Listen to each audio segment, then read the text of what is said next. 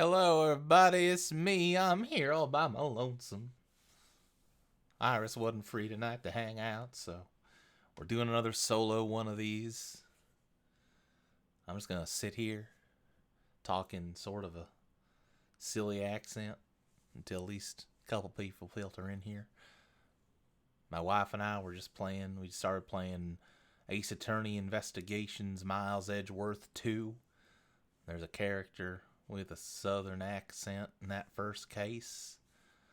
When you're playing a game like that together, you gotta read all the text out in silly voices, and I was doing a lot of that, and I feel like I've just sort of worn a groove into my brain of doing this voice.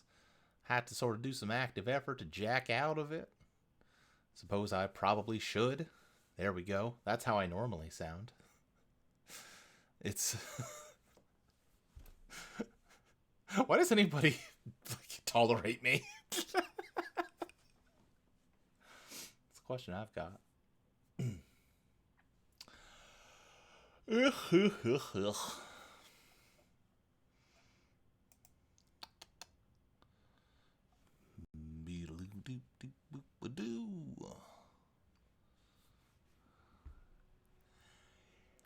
Doing fucking spoilers, baby. Preview season for the new cards. So, I'll chat about those for a bit here. I don't know what to do with myself at the beginning of a stream like this when I've got nobody to talk to. Because I guess the thing to do is talk to the hypothetical future VOD listener, watcher. Is anybody watching the VODs of these? I don't know. Not that many people watch them live, so who's watching the VODs? Hello, Chelsea, my darling wife, who has appeared.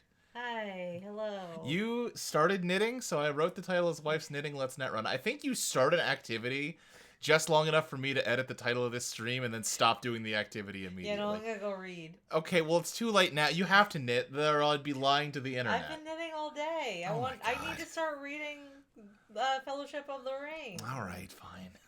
I'm behind. I'm doing my nightly hot chocolate and reading. Okay. All right. Well, I hope you enjoy that.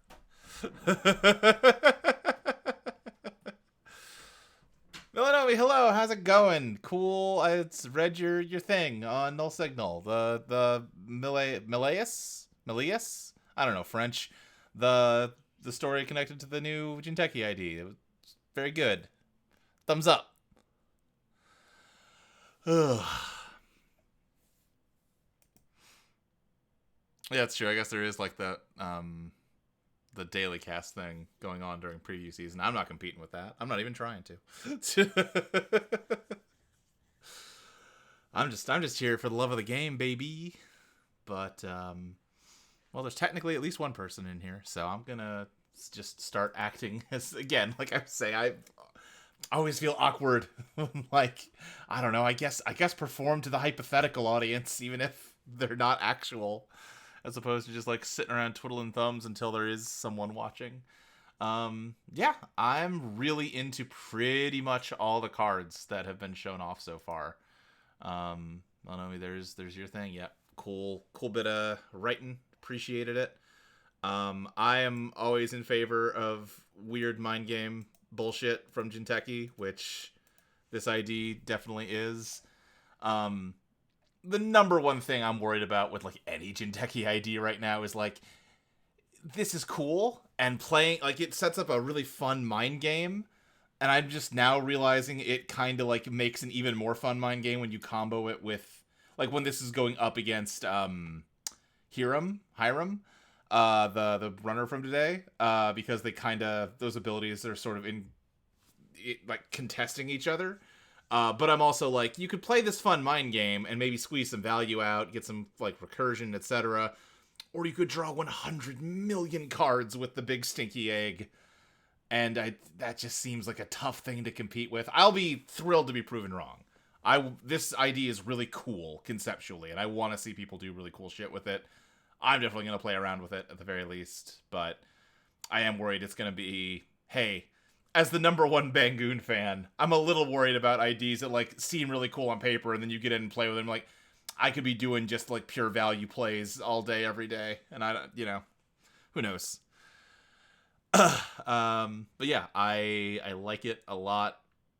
I think when I was originally reading it, because obviously when you look at this, the first thing you think of is what is it, Jinteki Biotech, which is another like 3 different IDs in one. Yeah. Like that's kind of what comes to mind. And the whole thing with biotech is like each side does like a very different thing. Whereas with Malaeus, they all do the same thing. It's just which central it goes on. So I think I was initially like, oh, okay, they're all just the same. But that's cool, actually. I really like the idea of being able to kind of trap one server into giving you free recursion and potentially dodge, an R&D hit. I think that's a lot of fun. It makes Regenesis a lot safer, which definitely ain't nothing. I've seen people talk about you could set up plays where, like, put a nano management in archives, have a hollow man behind, say, HQ, trap HQ, and then they can either run to hit the hollow man, in which case you get the nano management back, or they can let it sit, in which case you keep the hollow man, and either way you get to fast advance to 3-2, which I think is pretty fun. And obviously, the answer to that is we'll just pinhole the hollow man, and then that all goes away. But, like, you can't cover all sides of everything all the time. But I like that conceptually. I definitely... This seems like a fun one to play around with. And then I think right now the card that I'm the least sure of is Vic, just because this is like a good ability, but it's only a great ability if there's like a lot of support for it, and I assume that's in the set. I don't know why you would print this if you're not also printing like a lot of like criminal self-tag cards, because popping this off of like 3 transfers of wealth is not that exciting. But until you see more about like what Vic's like support kit looks like, it's hard to really evaluate it and know how good it is. But I do like the flavor of it a lot. I really like the like femme fatale turning into the detective thing. The like story stuff on the back kind of refers to the idea that like it kind of exists as like every like film noir trope character at once, basically, which I think is a fun concept. And I'm wondering if it's going to end up being, since that like element of the character is not part of the ability in any way, I'm kind of wondering if like the Dame or the Rat end up being like programs maybe, or resources that like are related to this character. I think that'd be pretty fun. Especially because like, the Dame is represented here. The Rat is not represented in the art at all, But yeah, I don't know. I'm into it. Well, like I said, I'm into it conceptually, assuming that it has support stuff. Obviously, it's cool click compression, it's cool flavor, but it's definitely, like, I don't look at this card to me like, ooh, I can build this deck with it. Like, I gotta see what's backing it up. What else we got? Now, I think the number one thing that has won me over the most is this fucking thing. This is so mean. First time you try to take bad publicity, search R&D for a non-agenda Black Ops, Grey Ops, or liability and reveal it. I did not... So the outfit came out after I stopped playing, and I only played for like a couple months before the big elevation rotation. So I did not get that much time in with the outfit, but I loved it when I could. It was so cool. It was like probably my number one biggest like casualties of the rotation. I'm like, oh, I can't play the outfit anymore. Oh, man. So seeing, all the teases that bad publicity was coming back was already exciting.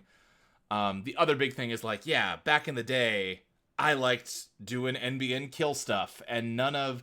That's been around, obviously, right? Like, Nebula has kill strategies, Asmari EdTech was kill stuff. For whatever reason, it wasn't quite scratching the same itch. This is feeling like it might scratch the itch for me, because every single card it can tutor out is a kill combo piece, and it just seems really mean that you can just sit there like, yeah, runner, fucking take the bad pub credits. I don't care, because I'm killing you. Like, I'm still over here assembling a gun. Run me all you want. Yeah, and I adore the art on it also. This building is so cool. I am generally... I think, especially in recent years, like the NSG stuff, I think has gotten a lot better about making the corporate buildings look distinct. But there is part of me that is still like, I don't know how much I love corp IDs being like the headquarter buildings. I think if I was in charge of everything, it would be more like corporate logos, like not just the NBN logo, but like make a like Nebula logo, right, instead of a big building. But this one makes a good argument the other way because this building looks fucking sick. This is a really good example of giving like a corporation like really cool flavor just from the ID. Like you look at that building and you kind of have a sense of what this thing is and does, and that's very cool. I like it. These are obviously not. I'm not going super deep on these like card reviews or anything because who gives a shit what I think? There's people that play this game at a way higher level that are giving opinions online. You can go listen to. I'm just kind of bullshitting. I also got Nihilo Agent, which is a weird card. I feel like I don't have a... Like, obviously, the shortest path with it is it gets you a tutor out with editorial every turn, right? But the runner can trash it on their turn, and then they have to deal with the tag, sure, but they get to keep a permanent bad pub. That... I would probably take that trade in most games, I feel like. And you can do weird stuff with it, right? Where, like, res it at the end of your turn, or at the beginning of end of runner's turn to remove a bad pub, and then like trash it, or like use warm reception to like flip it back over or something. So maybe that's it seems like a kick flippy card, and like you can do some fun weird stuff with it. But that also makes it a little hard to, like, especially in a vacuum here, really evaluate, like, how good is this? It's interesting, which, hard to ask for much more from cool Netrunner cards than just being interesting. Yeah, I'm real excited to try making some decks with this thing. And then, I think the last major one we've got... Yeah, I mean, they reprinted Too Big to Fail, but, kind of nerfed it because it's not 0 to 8 now. It's this. That's fine. No, I have no strong opinion, I guess. I'm so good at being a preview season Netrunner streamer. And then, yeah, the last one. Another cool bit of narrative. But this guy is really fucking cool. I don't know that he's, like, my kind of runner, but I like him a lot. The idea that, like, your ID is not necessarily pushing your game forward. You're not getting clicks. You're not getting cards. You're not getting money out of him. But if you build your deck right and play out your turns right, you can basically have perfect information about what the corp's doing. Not literally. They can always do stuff to break lock, but, like, the idea that you would build your deck around, instead of big multi-axis haymaker punches, that instead it's just, I will know when the top card is an agenda, and I will run it for a single and steal it. I think that is a really fun way to go with Shaper. It really emphasizes, like, the version of Shaper that's focused on, like, listen, build up a lot of money, but, like, it's finite, so you have to pick your spots and make the exact right runs, the exact right times with, like, surgical precision, as opposed to, like, a criminal just hammering centrals or an anarch trashing everything constantly. It's like, no. You step back, you look at the board, you think, and you make, you make 3 runs, and you steal 3 agendas, and you win the game and end the game. I think this is a really cool ID for, like, leaning into that type of game plan. I don't know at the end of the day if that's better than, like, Lat giving you extra cards, or Maggie giving you extra installs, or whatever. But I think it's really cool conceptually. I really approve of this guy on a mechanical level. He's rad as hell. And also his big fucking janky ass rig that he carries around on his back is very good. His cane's a little extra. What are we doing, buddy? You just hot glued some wires to your walking stick so that it would look more cyberpunk. Come on, man. What are we doing here? But no, Hiram's very cool. I'm really excited to see people do cool shit with him. It just, so again, I'm repeating myself, but just the idea, like, all the advantage just comes in, like giving you a leg up in the information war instead of giving you any material resources is such a cool concept. I am really into it. I guess it's not that. It's almost like the shaper version of like 419, right? Where like instead of seeing assets that the or seeing installs, you get to see top of R&D all the time. And you have more, the corp can't stop you from doing it by paying a fee or whatever. I don't know. This is really cool. There is part of me that's like, man, I was kind of hoping they would ban Hoshiko. And if they're not printing a new fun Anarch to replace Hoshiko, I don't know if they're gonna do it. Maybe they do, but then, like, Anarch has 2 fewer legal IDs than the other 2 factions. I don't know. I'm kind of fucking sick of looking at Hoshiko, which bums me out because I like her on a flavor level, but what? We'll see, I guess. But yeah, that's most of the new cards they've shown off, right? I mean, there's the stuff they previewed before, like Synchro, Cyclotron, and Flood the Market, and what have you. But those are the big ones. 3 of the 4 IDs they've shown, I'm really into. Vic, I'm like, show me more, maybe I like it, but yeah, I need to know more about it. Yeah. I think Vantage Point might be a pretty cool set, all told. So far, I'm liking what I'm seeing. Yeah, I squeezed like 20 whole minutes out of that instead of, the hours of content people have pouring over these cards throughout this week. That's fine. We're just here to play some Netrunner. So let's do that. I have reached a very sad conclusion for me and me alone. I was playing more of my Bangoon deck, which I'm not going to be arrogant enough to be like, this is the best possible Bangoon deck you can make in the current card pool or anything like that.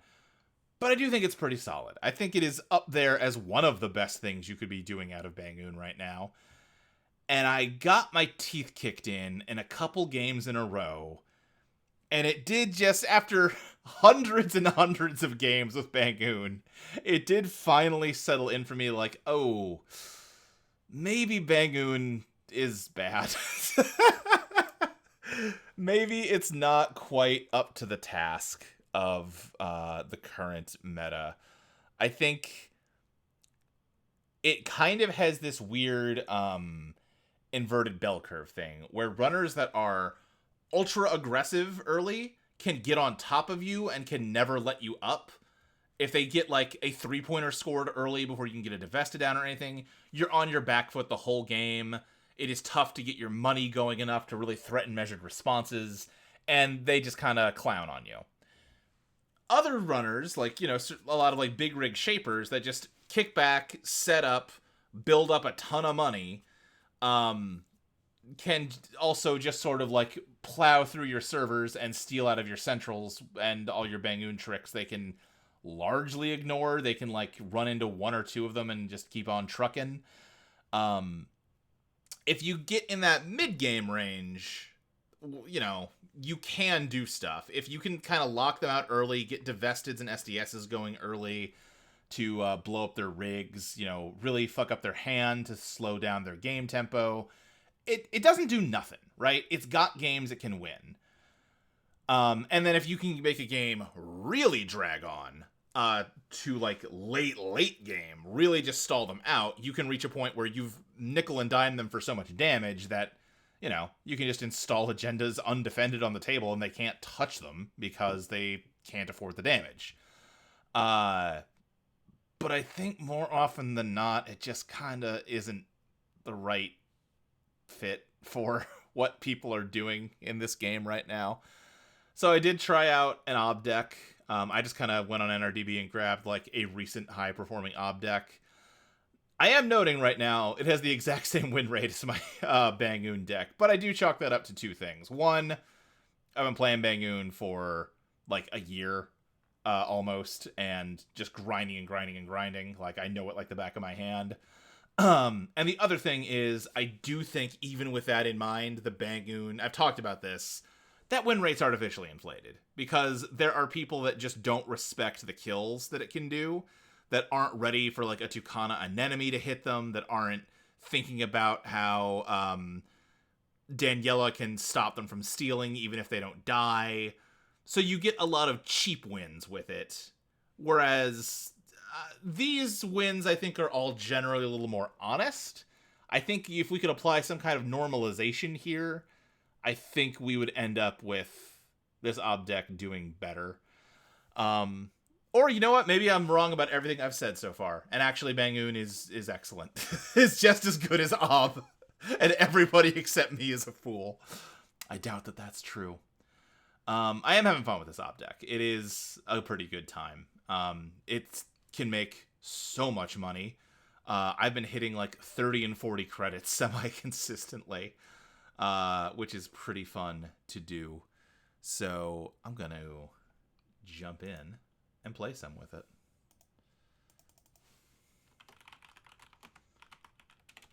Twitch.tv/video entropy. As Corp.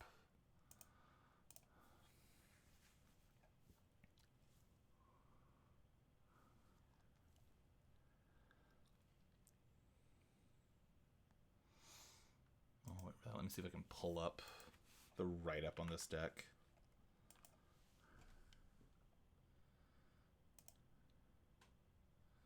Was it? Yeah, it's this one from LL Blumier.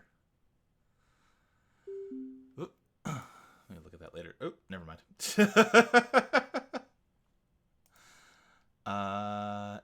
Yeah, what do we got? I think they put like a more generalized version of this. As opposed to like just talking about. Yeah, they're playing that Scrobs deck that uses like Bass Chiraboga to fast advance stuff. And yeah, I mean, the deck's name is They've Played Us for Fools, You Still Only Need Money. This part of the game plan of this deck is just to make so much money that you can hardway res Beowalks and not care. Like, it doesn't hurt your econ to just spend 14 credits a couple times a game. Jay Foley, let's go!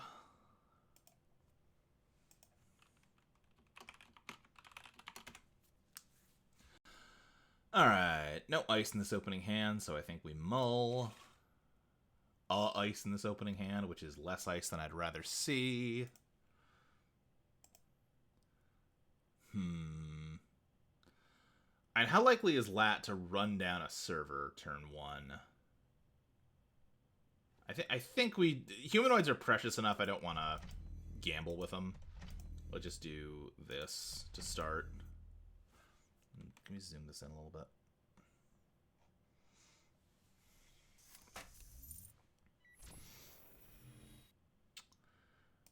Yep. Okay.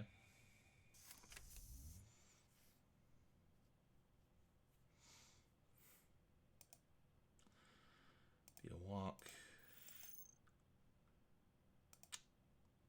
It's not the sexiest start, but I think we gotta start building something here.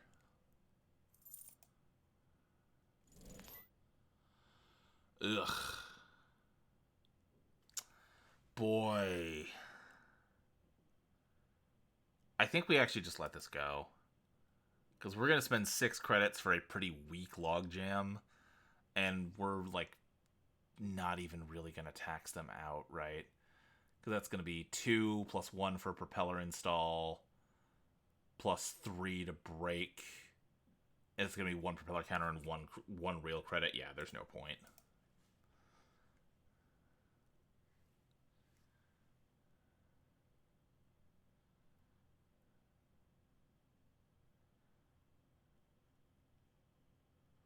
At least this way they have to guess at what breaker to fetch.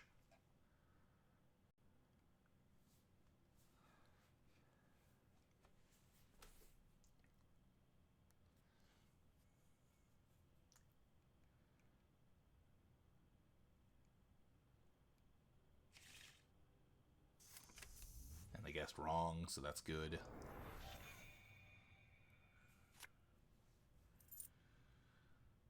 I think there's only like 1 or 2 Afshars in this deck, and that's it.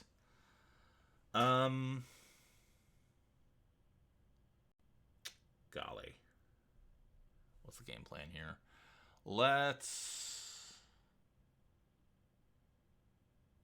draw. Okay. Let's extract the Spin Doctor, get our money up, and let's slap this down. And hope for the best. They're not like rich, but I mean, they've got functionally 8 credits. Like if they draw right, they certainly can get in here, but okay. We get to do something. I love doing things.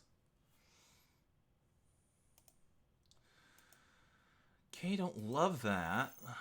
We're not really ready to start pushing agendas yet. We could grab a spin to get rid of at least one of these. Or we could grab a Svigator. Let's grab the spin, why not? Hey, it got us an operation. Okay.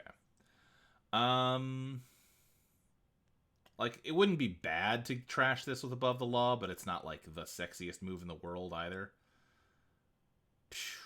We should get this going on R&D. Let's get this going on server 3, and then let's... I just think we can afford to extract. I don't really want to extract the Spin Doctor.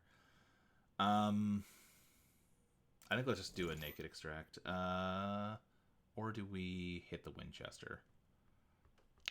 Or the Shrank, honestly. Yeah, alright. And then dump the 3-pointers.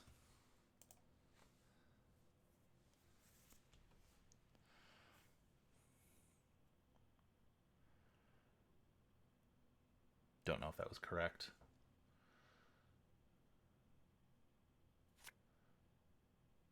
That's definitely like the hardest thing to learn with Ob is like you have so many lines on any given turn that like finding the right one can be difficult.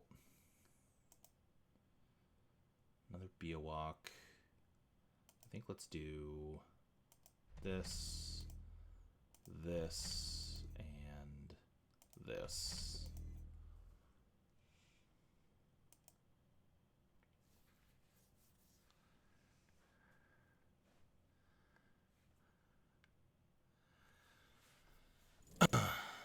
Pinhole. Shucks. Let's go ahead and res Yakov. We get it refunded either way. Like we... Oh, wait. Oh, no. I should have popped the Spin Doctor. I messed up real bad. Oh, no. Oh, I screwed up. Oh, no.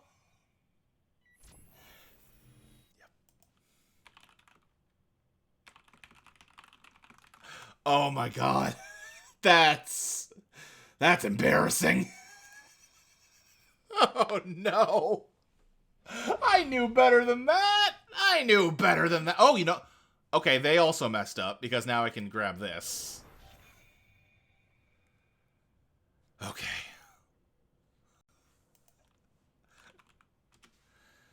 Okay. Comedy of errors on both sides. Oh.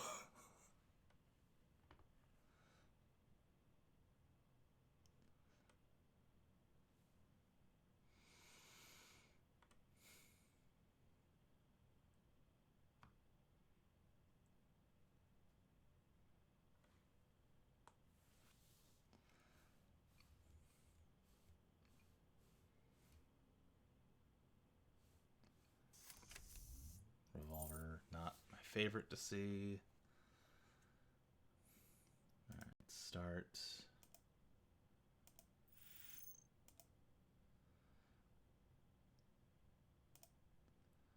Yes. I think Svigator. Oh, okay. We have a lot of money. I think we push here. No operation, that's fine.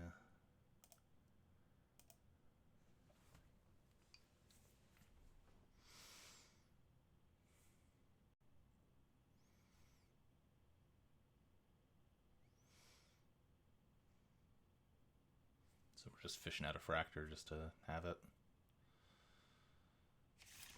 Yep. Okay, well. Ugh.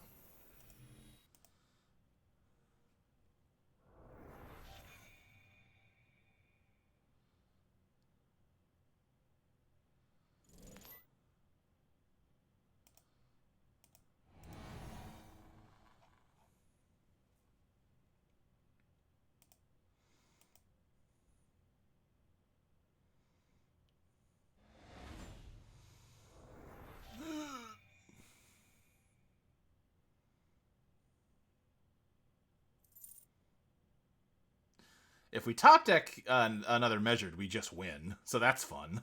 No, we don't. No, we don't. I forgot about lat draw. Okay. Start. Yeah, there's no pre-turn triggers here. All right.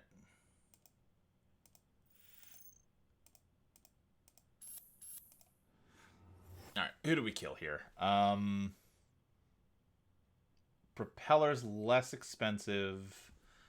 I think we need money. That Spin Doctor turn is almost certainly forfeited this game. But we'll find out, I guess.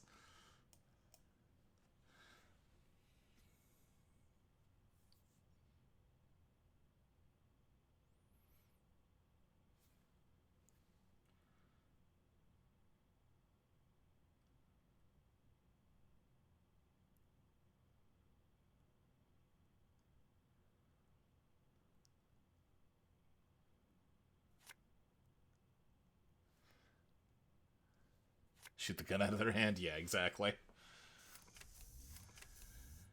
Okay, yep. No,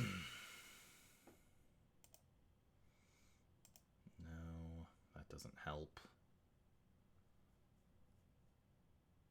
Except for installation, okay. I would love to see some money. None of that is money.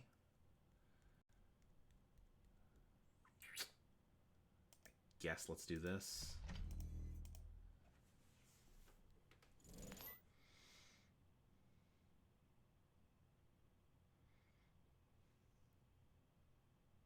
Oh, one ice, there's a lot of it. Yeah. If I was in a better situation financially, I would be happy to have this much ice because I could tax out the propeller pretty hard. But right now, I got bigger fish to fry.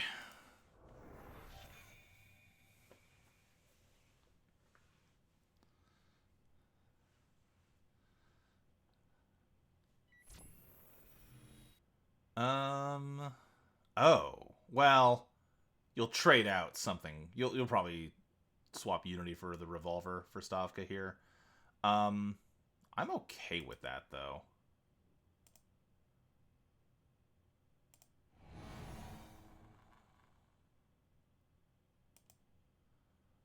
That's trash.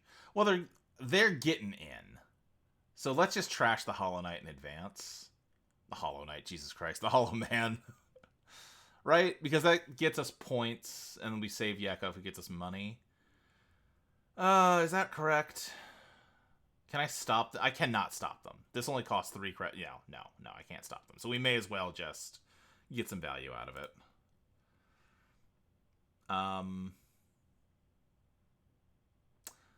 Do we just slap this in server 3 to force them to trash it and give us more money? I think that's the play. The other option is we put it out here and force them to waste their last click dealing with it, which I think they're happy to do. So I think let's do that. See, I'm Silk Songing. I played a lot of Silk Song last year. Beat that game like 3 or 4 times.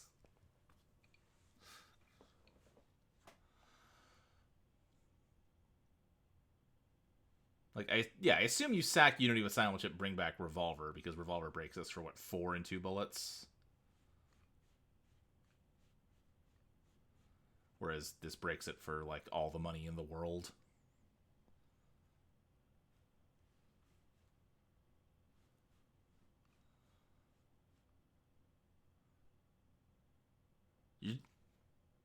Really?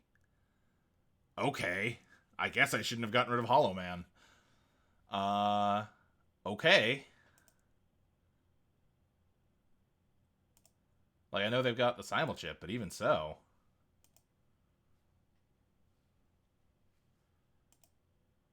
I'm very surprised by that decision.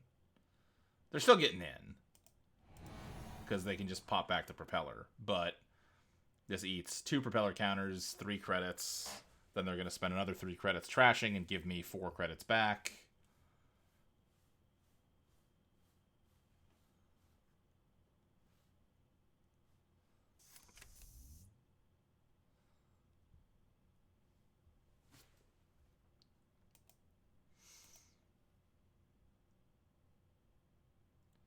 Like, if they were losing their simul chip anyway, we could be on the exact same board right now, except they have a revolver with 4 bullets down. You know what I mean? And I guess they'd have less money. But, I don't know. I don't know about that one.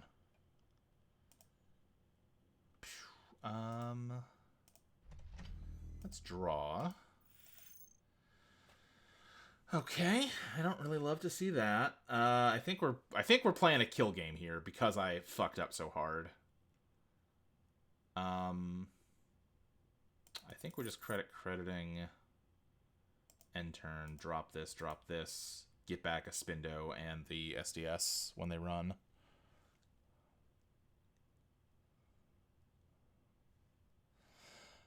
And ideally, if we're going to try and kill them, we need to start getting our hand size down, because lat draw plus Onacom is going to make it really hard to kill.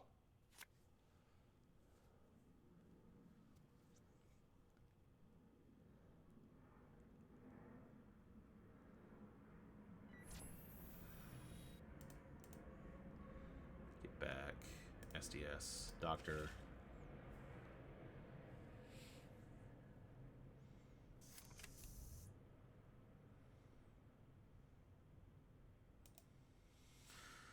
Okay, that's not ideal.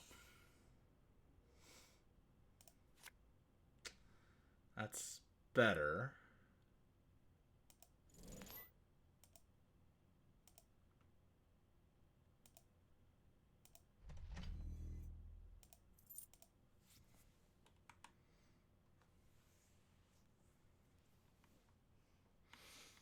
Like, it's extremely likely to me that we're just cooked this game. That I just gave away way too much tempo way too early, and that there's just gonna be no coming back. Like, I'm not that mad if we lose this one. What if we need to keep Spindo unres to mess with the lat draw once? Yeah, that might have been that might have been worth considering. I didn't think about that. And then again, I think, well, I could have put it in the server. Yeah, okay. I think you're right. I would say they would just run it immediately, but if I put it in there, then no, they don't.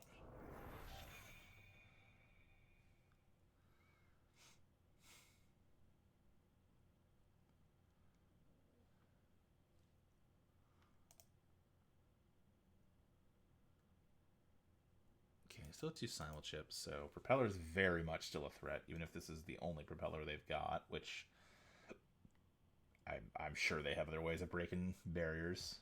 Either multiple propellers, or like a Gauss, or a Rising Tide, or something.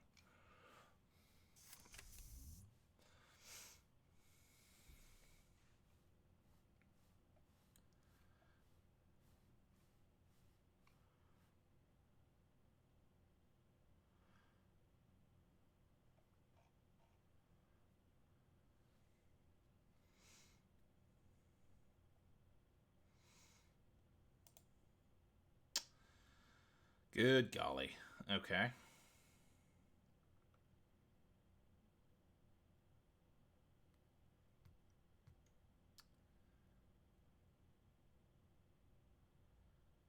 What is the current strength of propeller of logjam? Asset, operation. That's 2. Upgrade is 3. So is the answer 4? Oh, ice 5.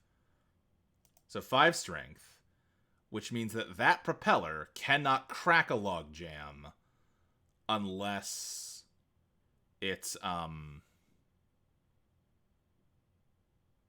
you simul chip it, which means if you simul chip it, then this eats it, and now you don't get through this logjam. But we have no money for this plan. So I don't know if that works. Shit. Let's see. Because if we KPI, that gets us to 10 credits. I guess let's do that.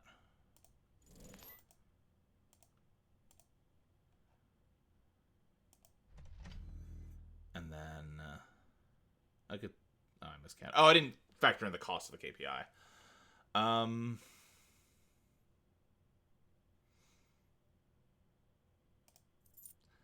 Let's do this just to get our hand size down, which is risky because we have an agenda in hand. But again, if I die, I die, right?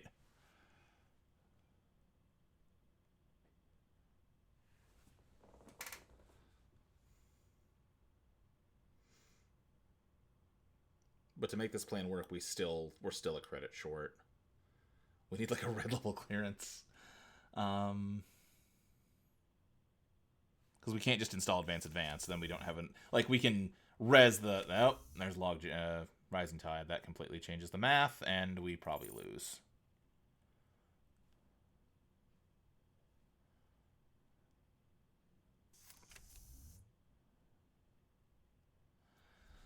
And they're gonna get their money up. Oh shit! They hushed this. Damn it. Okay. Oh god. Oh yeah, we're like out of resources here. We just blew this game. It's the short version. Okay, we're just getting nothing that we need. I don't know. I don't even know anymore.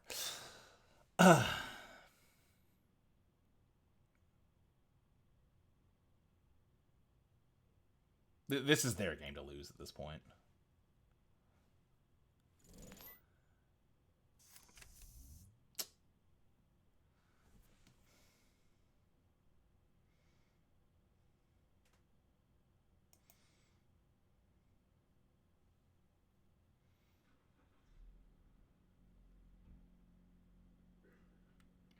There's 2 agendas left in R&D. 1 of each of the 3-pointers. We're overclocking.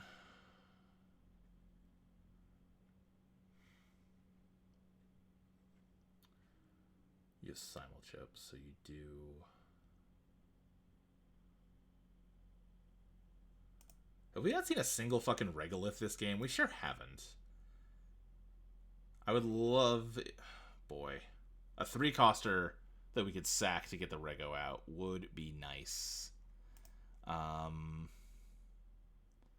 think we only have 2 anthills, right? Asset. No, we have 3 anthills. I guess we do that then. Okay. I guess we res this.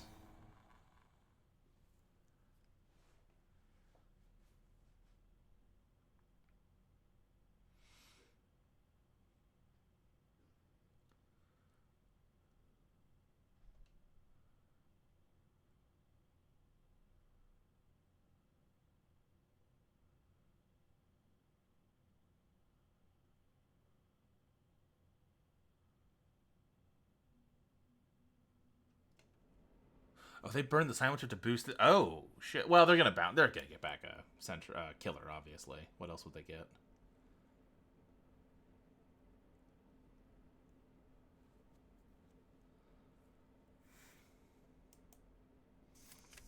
Yeah.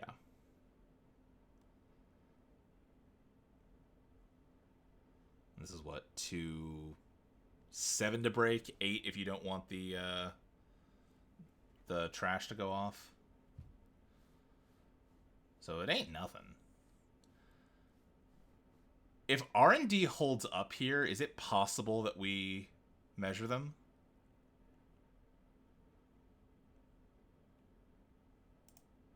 We do not do this. No. Because I've drawn a lot, installed very little. Yeah. Res Stavka. Trash the other Stavka, which gets us money from Little.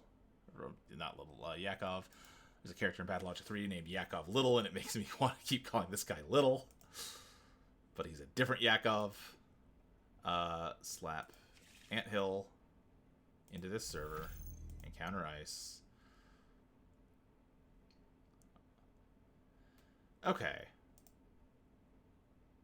There are 2 agendas left in R&D. So there is a 1 in 3 chance that he sees one of them, right? Is that how math works? If he whiffs, maybe we have a kill here.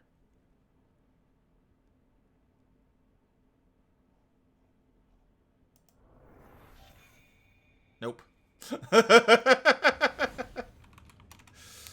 That's fair, that's fair, that's fair.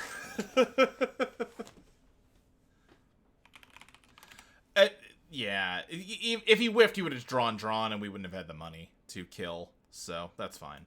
Unless we, like, top-decked Extract, and he had the power to stop us from doing that. So post-game analysis. Don't fucking forget to pop your spin doctors when you have 6 points in archives. That makes it really hard to win the game when you fuck up that hard. I think that's a lesson we can all learn from this one. So let's try again, and let's not fuck up. Let's not just do a complete unforced error that gets them halfway to winning on, like, what was that, turn 3?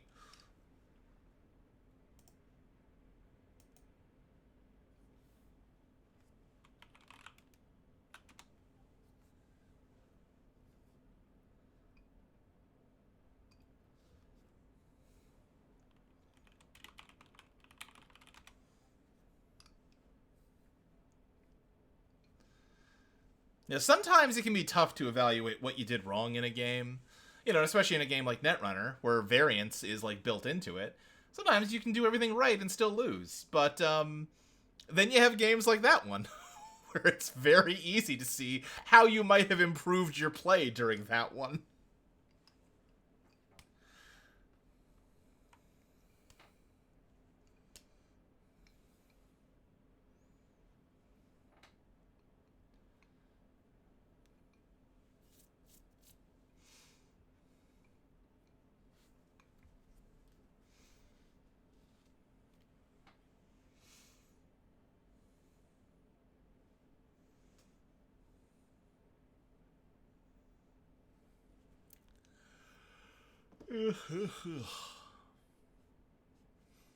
Ooh, you're jumping in the middle of me? Hell yeah.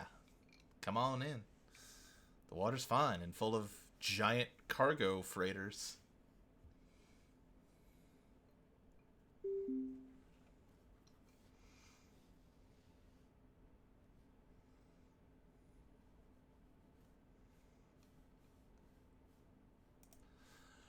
Let's go! Sable. Alright. How are we feeling about this hand? Can ice the centrals. Can't really make any money. Can't establish a threat turn 1. This feels like a mull to me. I like this much better. And hey, there's proof that Regolith mining license is in this fucking deck. Let's do this, this, this.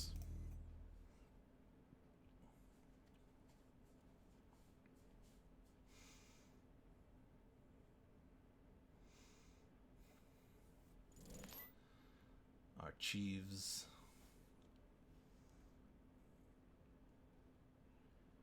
Hey, you want to run it to, you know, make it clickless.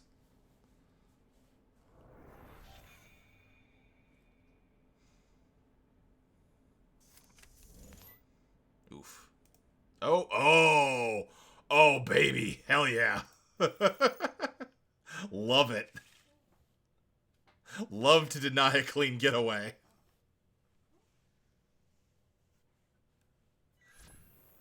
Yep, you do get to cup my moneymaker though, so it's not all sunshine and rainbows over here. I think we just do this because your money's not great. And you're criminal, so you're just going to play another clean getaway out of hand, and your money's going to be just fine, but, you know.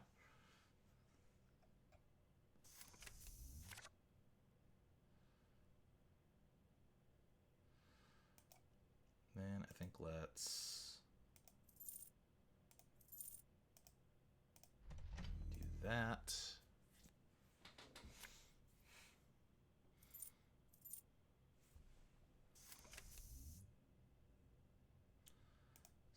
Let's install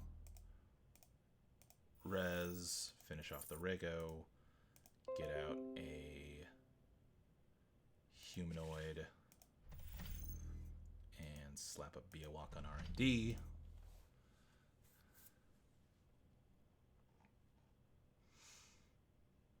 And I assume this just gets pinholed instantly, but, you know, whatever.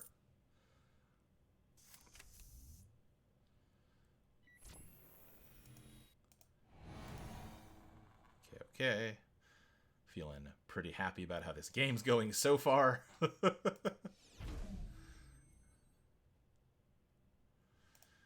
Alright. Do we push here? I think we push here. You don't have a Fracture down. You have no money. Yeah, we absolutely do this. Let's go ahead and put a Svigator out here. And then do Basalt. Hollowman. And we have no operation. We can dump the first measured response, especially when we're about to score a Basalt. We can res this Biowak and still have money left over. Well, to defend the Basalt. We can't defend the and score the Basalt and res the Biowak. Can't do all of those things. Where are you going with this? You're going over here. Oh, you have no money. Yeah. Uh-oh. Uh-oh. This is not Milanomi's night.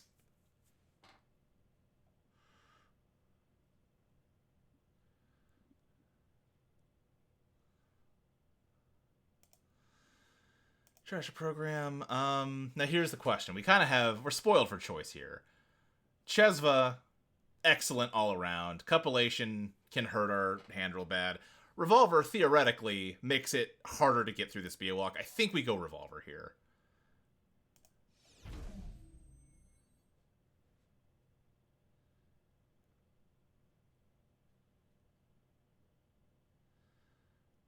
And then we're low on cash, so do we Svigator something? We probably do, right?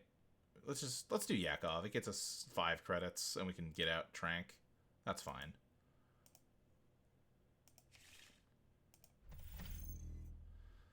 And then Holloman. Boop. Boop, boop. Score. I'm feeling okay.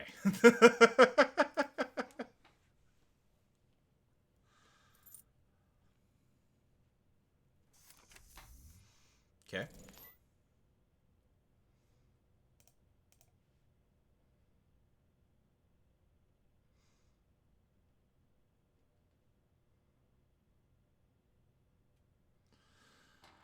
Well, the good news is there's no agenda to hit here. The bad news is we do have lots of pretty cheap trashables.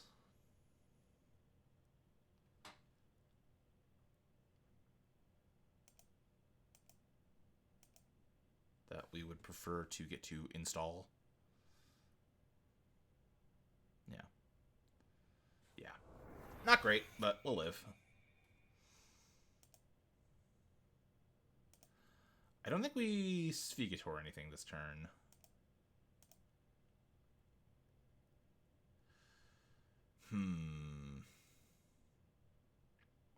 Trying to score out the SDS this turn feels hubristic. I think let's do the Spin Doctor. Let's rebuild. Okay. Okay. And then let's dump. What are we dumping? dump the SDS. We should have dumped the basalt.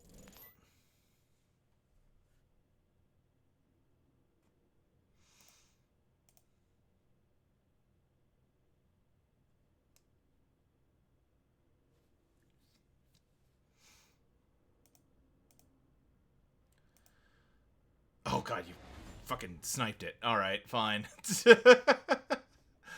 That's only fair. You've been having some pretty rough luck this game. I can't be too mad. Let's get back Yakov.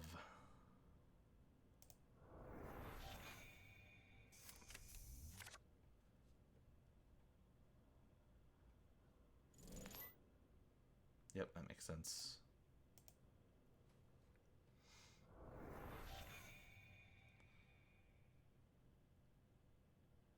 What I should have gotten back the SDS. I'm being goofy.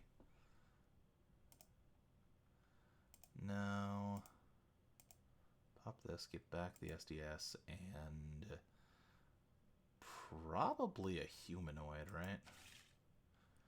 And then install Yakov, install the humanoid, install the spin doctor. Installing the spin doctor might have been wrong. Because now if we get flooded, we have no way out.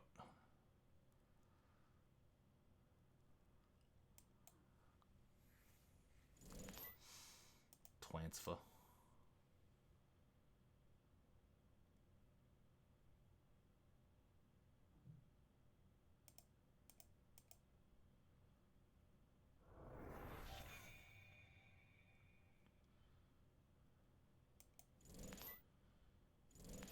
Oh, oof. Come on now. What have I done to deserve this?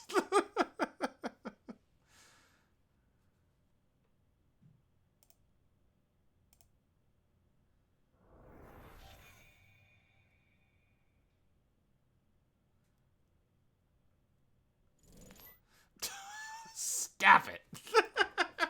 This one we can at least deny the credit gain on.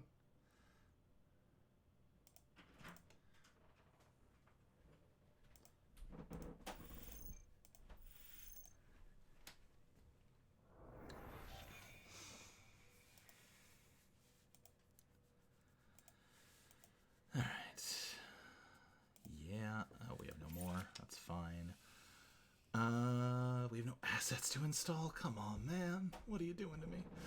Let's toss a winch on HQ. Let's toss a mask on archive just so it's not free. Then let's do a KPI to get money, draw, shuffle back a Maskarovka. Okay.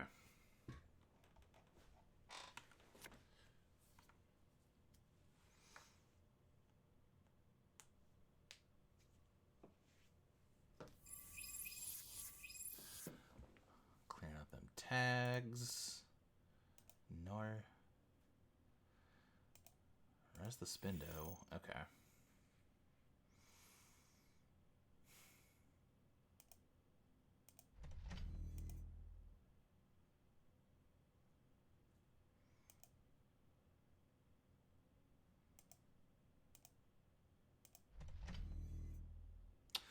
Do we extract something?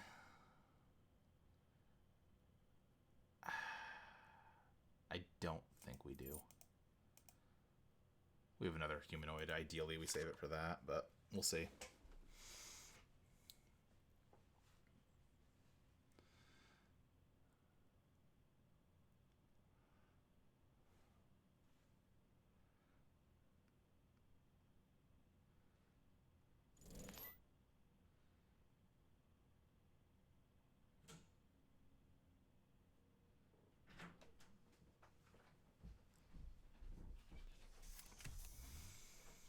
Okay. Okay.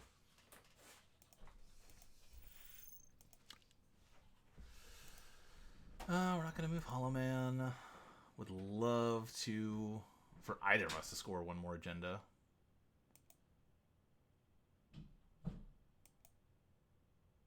How would I kill? Yeah.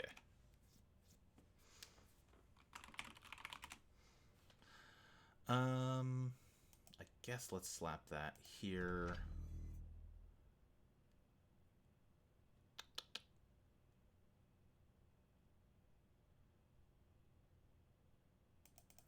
I guess, yeah. Awkward setup.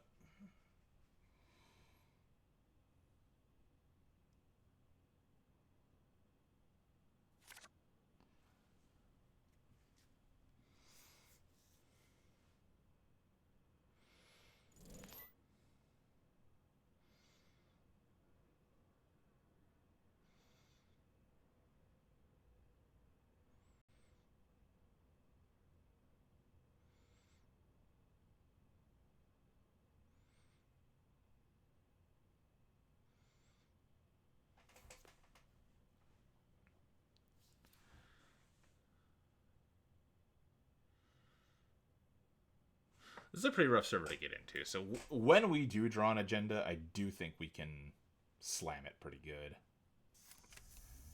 Carmen does make it easier. How does Carmen break a charged up Stavka? 7 strength. So it's 4 to boost, 2 to break, so 6 total. Pop that. Let's get back. Let's get back a Svigator and a... I kind of don't want a humanoid. I've dug through so much of the fucking deck at this point. But whatever. Let's do it.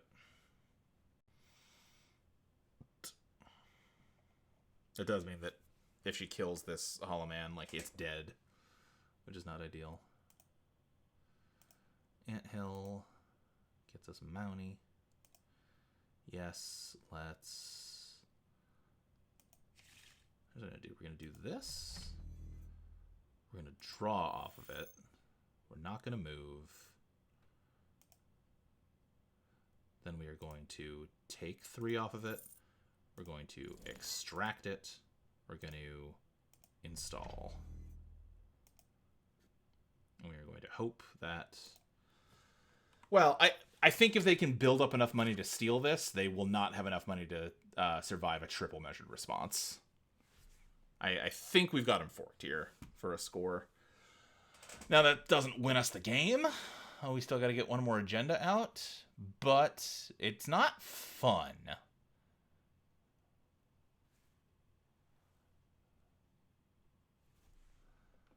It's very funny that Ob just triggers this, like, warning every fucking turn. What do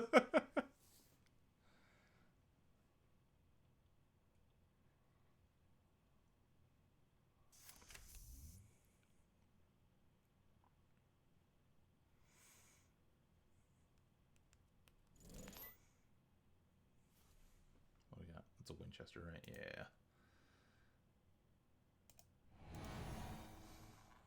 Which I think keeps them out, right? Yeah, because they'll use up all the Chesva money just breaking this. Well, no, because they can allow the they can allow something to go here. I mean, they probably don't want to lose Hermes, so maybe they can't.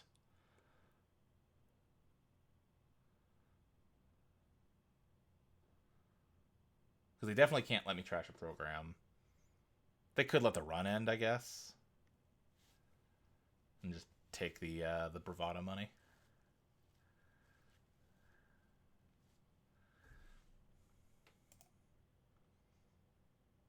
Yeah, that's what they ended up doing. Okay, that makes sense.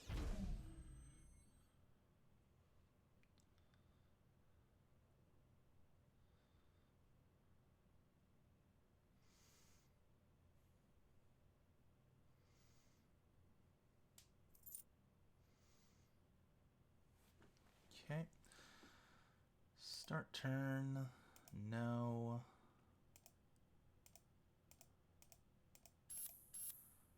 Score. Kill Carmen.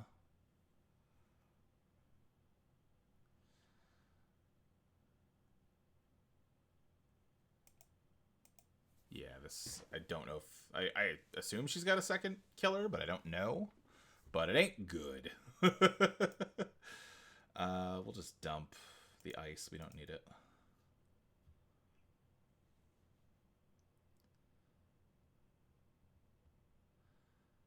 Can she... If she keeps 4 cards in hand... Never mind, she's just digging.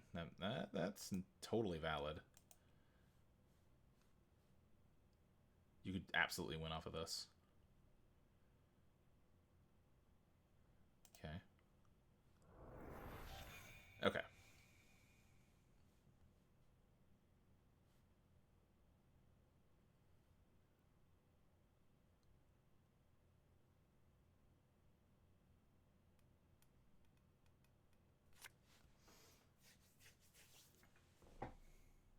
No, yeah, if you have more than 3 cards in hand and more than 8 credits, but not 16 credits, that only gets you... Wait, how does... Are you just get... Oh, you're just moneying up to try to survive measured. Got it.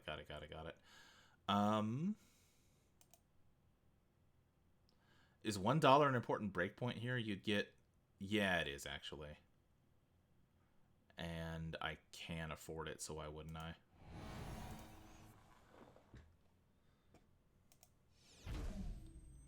Yep.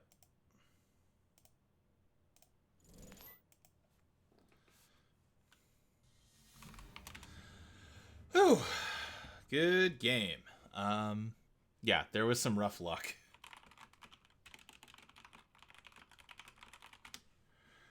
Running into the Biowak early was nasty stuff.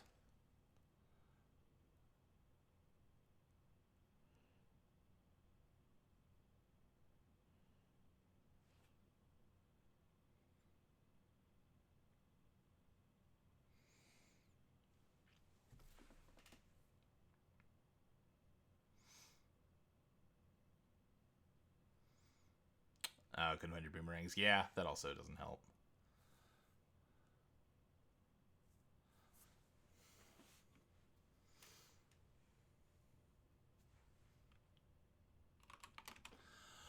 Alright, let's maybe do one more of these and then maybe think about running? Maybe think about running.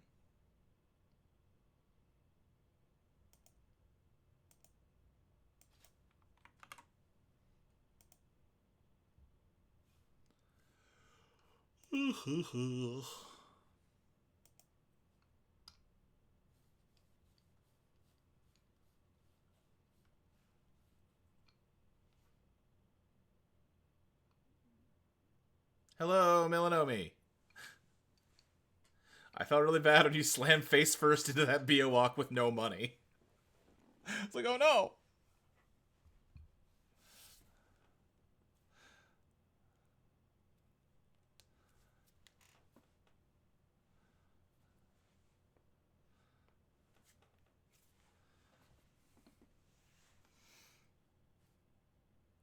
Yeah. That was kind of what I was saying when like there was some rough luck in there. You had like 2 or 3 in a row where like you face checked into something that was not ideal to face check into. Like obviously, hitting an Afshar is not the end of the world, but when your money's already bad, that's not great. And then it straight to getting a killer down and then immediately getting the killer eaten by Biowak. Yeah, no redundancy.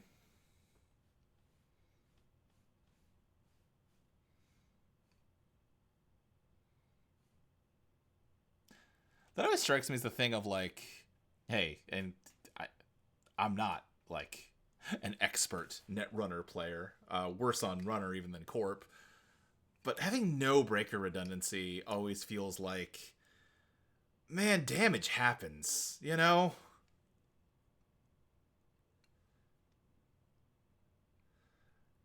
Like, I don't care how good you are. If you hit, like, an anemone on a weird early turn and just lose your breakers and you're just done, like, ugh.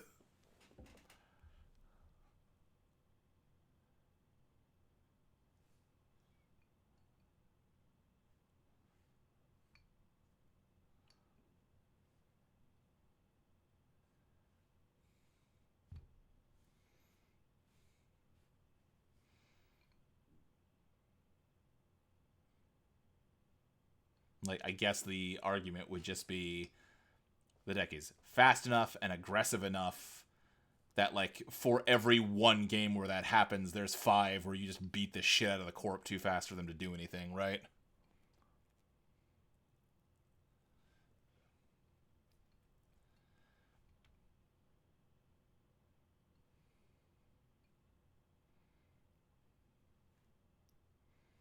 Like, just accept that, yeah, no, you're not going to win every game. No deck can guarantee that you win every game. You accept that, like, those types of games are, like, losing to that kind of hard counter is a small enough proportion of your games that, like, it's worth it the rest of the time. And, like, in a world where, say, people started speccing really hard into grinder archetypes, you would just see this that kind of no redundancy thing, go away from the meta. Same way as, like, when everything got super kill heavy, like summer last year, everybody was running with air blades and multiple stone ships,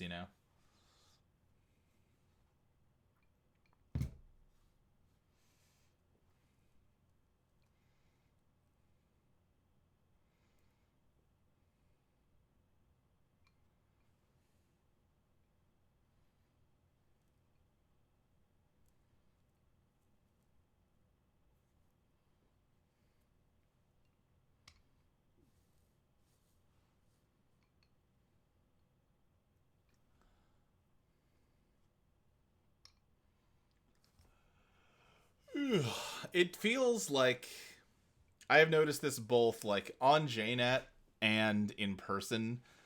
There's kind of a lull right now. It really feels like everyone's like, listen, in like 2 weeks, this whole game's different. I don't really care about playing very much right now. Like, JNet feels a little slower than it usually is. We're having, like, lower turnout at our locals than normal, and that's fine, I guess. But, like, hey, have you considered that Netrunner is fun to play, even when, who cares? You can still hack corpse and steal agendas right now.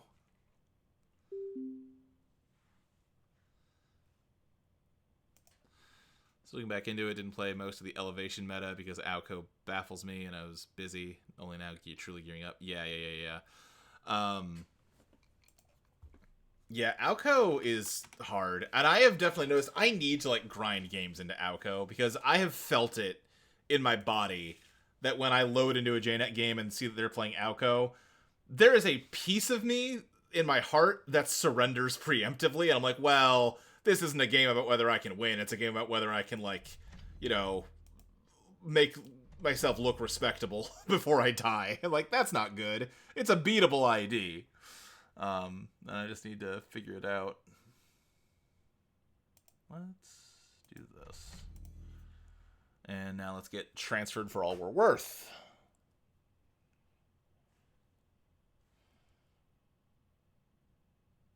That was a real, that's a ballsy play, leaving HQ undefended when I had the option to defend it. There we go. Yeah, I don't know what I was thinking. What do we do here? We can deny them 1 credit. Their next move is to run here, right? We're not keeping this stuff no matter what. We may as well deny them the credit.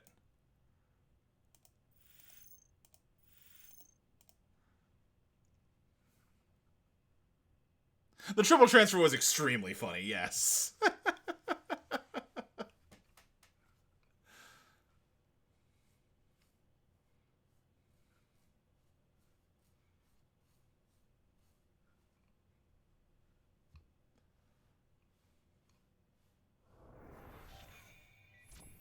Yeah.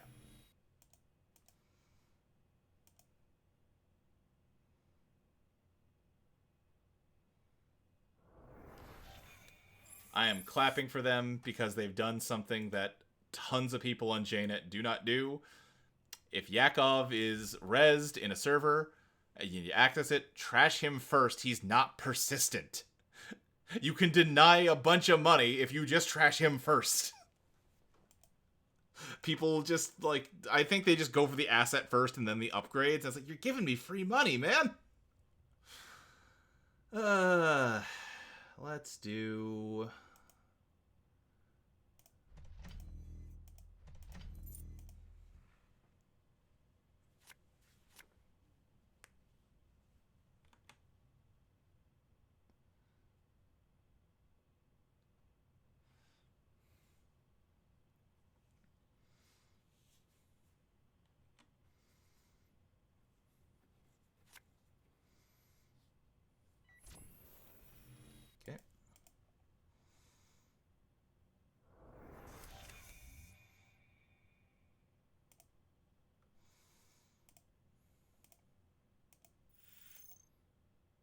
Okay. I think let's just get ourselves defended a bit here.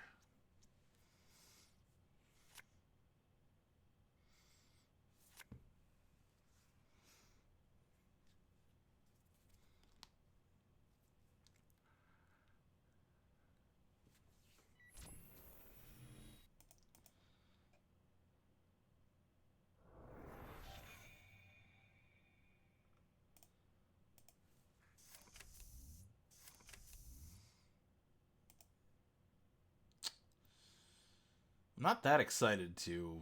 Like, humanoid, yes. Yakov, when I've got one installed and one in hand, I really don't want to spin it back. Ugh. Don't love the way my draws are going here.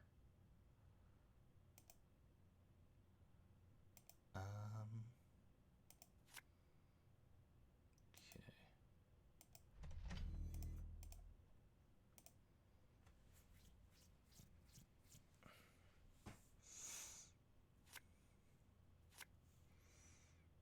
Yeah, that is very true. That is kind of what hit me. Is like, well, I can just dump this until my money's better.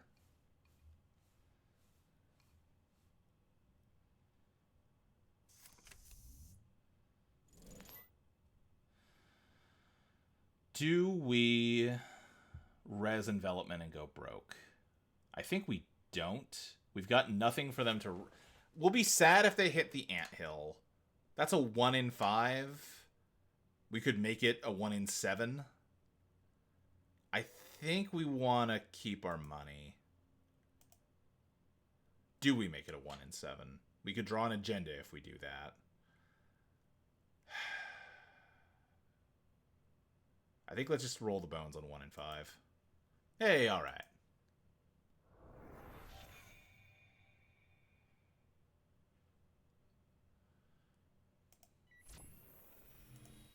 Pop this. You two.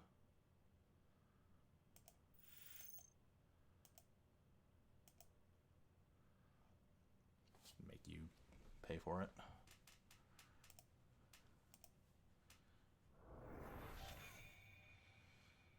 Alright. I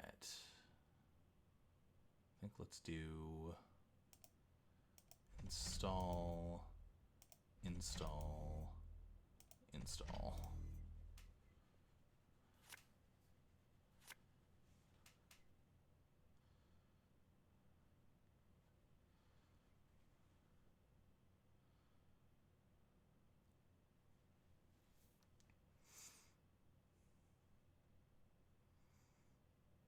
Honestly, maybe I shouldn't have done that because I could have Svigatord Yakov to get a humanoid out. I think we care even less about you getting into HQ now. I mean, denying you the click would be nice, but we're just so poor.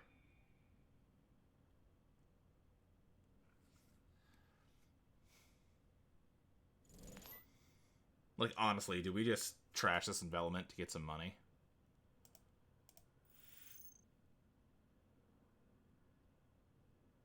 That might be... Well... We're going to do that, and then we're never going to see another piece of ice for the rest of the game. So, I think no.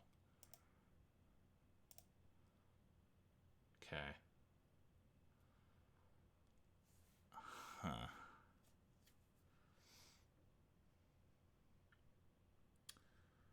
Let's get this down in R&D. It's a paper tiger right now, but one day it won't be.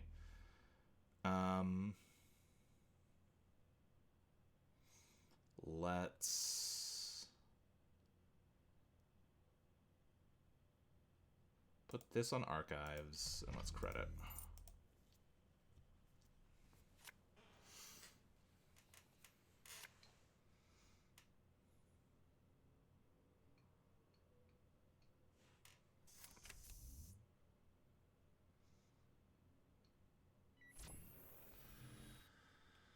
Okay. Yeah, I mean, this costs you 3 real credits.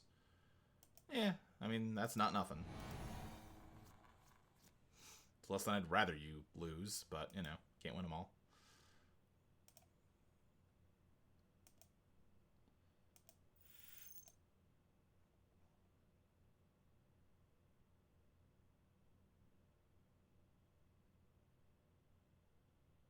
guessing you let the trank sit, because that's expensive.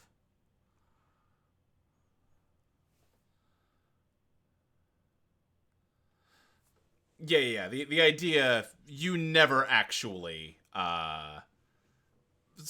like take the Biowak discount. You just hardway it every time. Like maybe on some boards you'd forfeit above the law, but like no.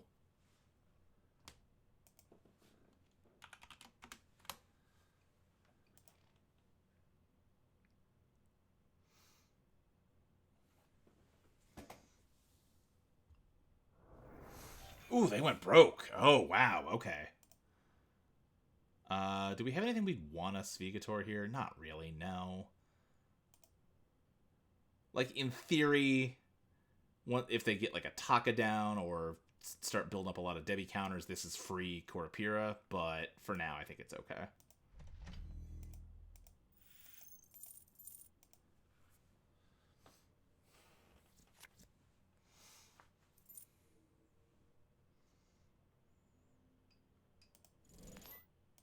Twansful. Yeah. This time, we do res this. Stay out of here.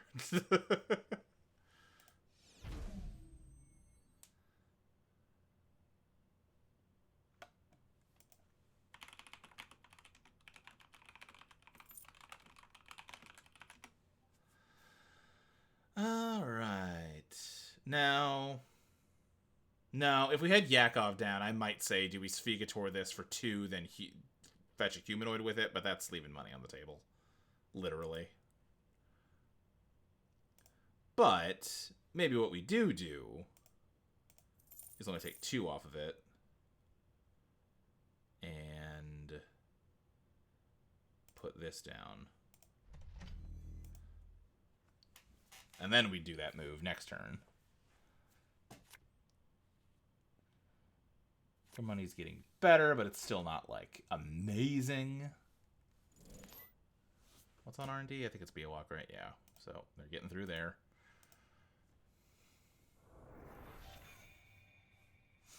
And now I know this is at least a slightly beefy boy. Like, this is at least, like, a logjam that I don't want to go broke resing. Well, why would you do that now? Hold on, I want that. Hold on, I want that. Stop it.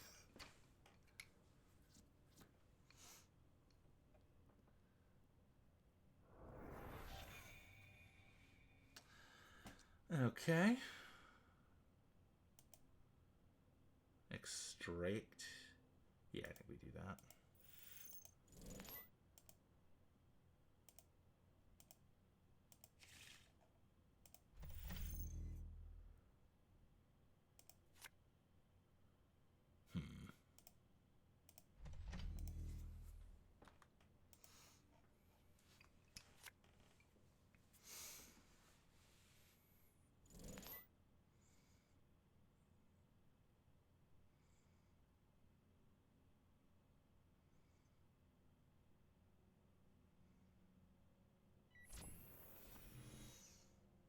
I mean, it's spending clicks, it's spending money.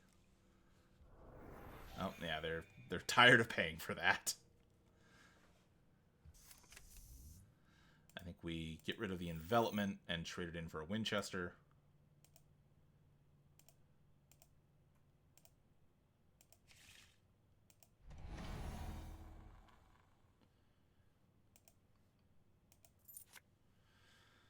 And we don't have a way to score this, so I don't really want to install it. So I think let's just do another one. And this guy. And KPI. Gain the money. Install a Biowak on server 1. And you have fun with that. Their money is very solid now, especially with that big of a hand. They're going to turn that into even more money. But you know what can drain money pretty quick is Biowaks. Especially when you don't already have a killer down.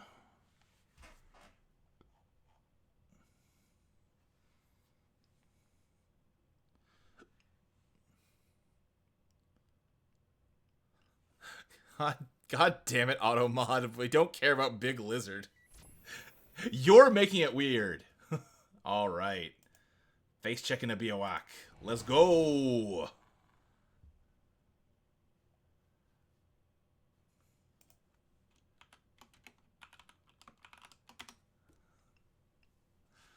Fire all. Kill the Corpira. What do we kill on resources? Which is gonna make them more money overall? Debbie or Miami?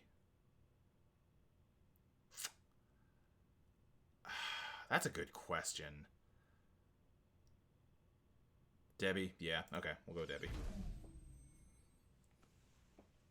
Yeah, I think the case could have been made either way. Like, every dollar that Miami saves them is a dollar you put onto Debbie, right? More or less. Like, not literally, but kind of. Well, that's not ideal, yeah. Yeah, you can have that regolith. That's fine.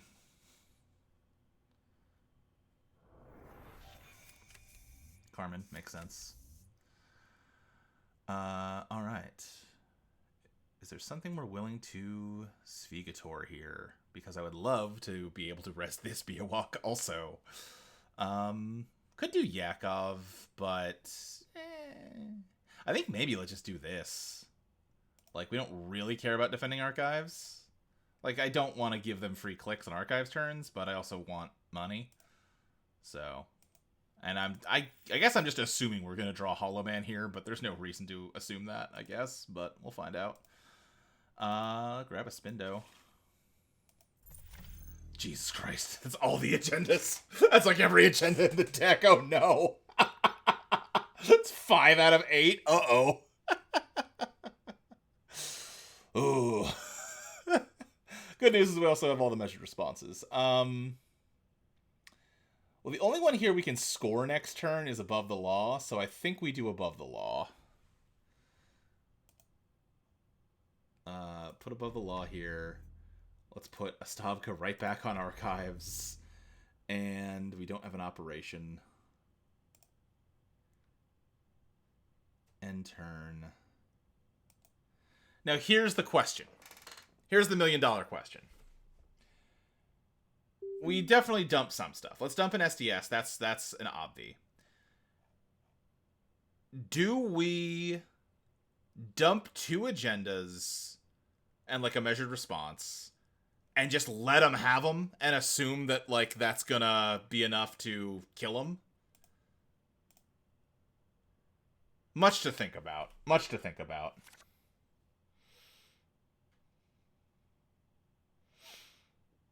Because if we res the Stavka, that leaves us credit perfect for 3 measured responses next turn. Guess we gotta see what kind of money situation they have here.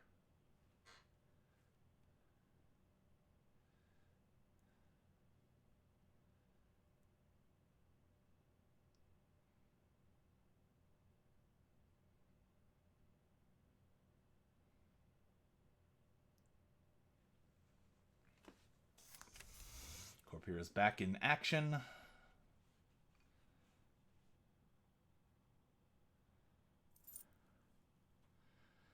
Okay. Anything we're willing to kill here? I don't think so. Yakov, maybe. If we're trying to transition to the scoring stage of this thing, then maybe Yakov doesn't pop that many more times. Let's go for it, yeah. Do we even have something? The only thing there'd be is humanoid, and we don't want to put a humanoid on this board. Well, yeah, no, we don't, because we can't. Well!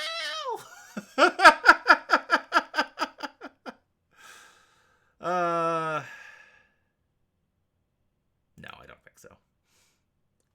I think we just... Wait, no, shit, right. Forgot we already had an agenda in there. Shit. That really made the entire thing I was just saying useless. I'm just like, that's like a, I don't know. I don't know what I've got in there. Now we kill Miami. So, both those are gone. Yep, that makes Makes sense. What do we dump? What do we dump? How upset are we about them getting, like, 3 points? Probably not that upset, right? It edges us to threat. So I think the pitch... I think let's do this. Let's do this. And then if they run Archives, we spin back an SDS and a Basalt. And leave them with an SDS that they have to lose a breaker to access. And granted, I guess we just threw out the only code gate in the entire deck, so it's not a hard choice to make, actually.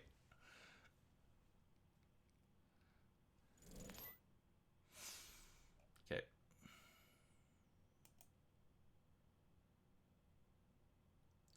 I mean, again, let's just sit for a moment. They're going to be up to 13 credits. They have 2 clicks left is easily enough to get to 16, which is you survive a triple at that point. So no, we don't play that nasty. We do this and this.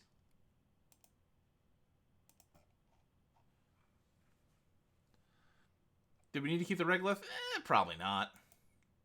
But I guess in my thinking, we're rig shooting, but I didn't really think about the fact that that decoder was really not getting much done.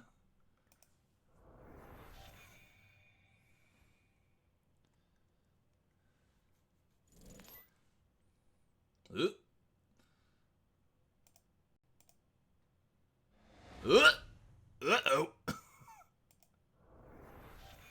Can you use this last click to get up here? We might. How much does this Snow Freelance get you? 3? Okay, that's not enough. But, like, a Sure Gamble would be enough. Sure Gamble plus. Oh, they're out of gambles. They have one more clean getaway. They installed!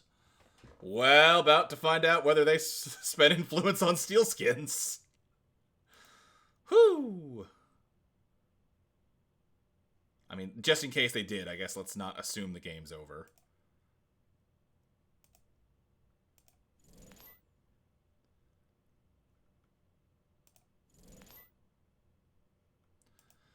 Whew!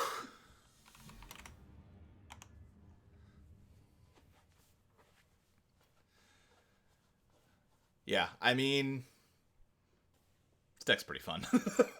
It's hard to argue with a deck that can hard way Reza Biawak, and it really doesn't even affect the econ that bad.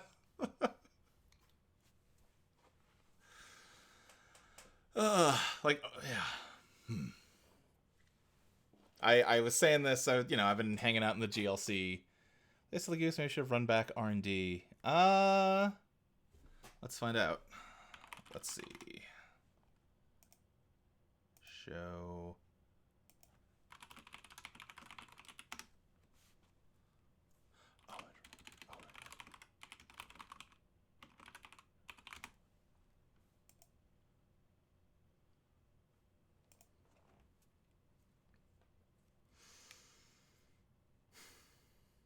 Yeah.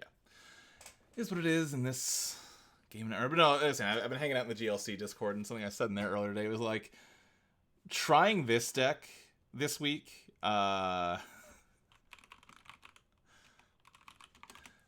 playing this deck this week after playing so much Bangoon kind of feels like I have been riding a bicycle for a whole year, and I just bought a sports car, and now I can just drive on the fucking highway.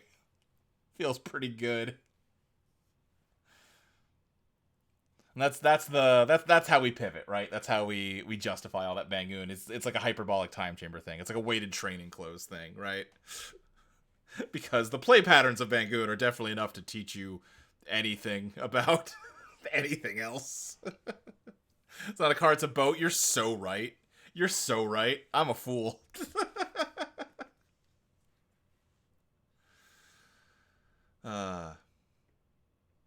That said, God, do I have a burning in my heart for the hope that some VP cards make Bangoon good. And that Public Agenda, everything about it looks Bangoon coded. I'm kind of imagining the reason we're not getting a Wayland ID is because the Wayland ID in VP is Bangoon. But maybe that's not true. I don't know. One of these Bangoon Fortuna pivoted to simpler modernism on Wiki. Yeah, I can see that. Are you playing with the new cards at all, or are you just playing?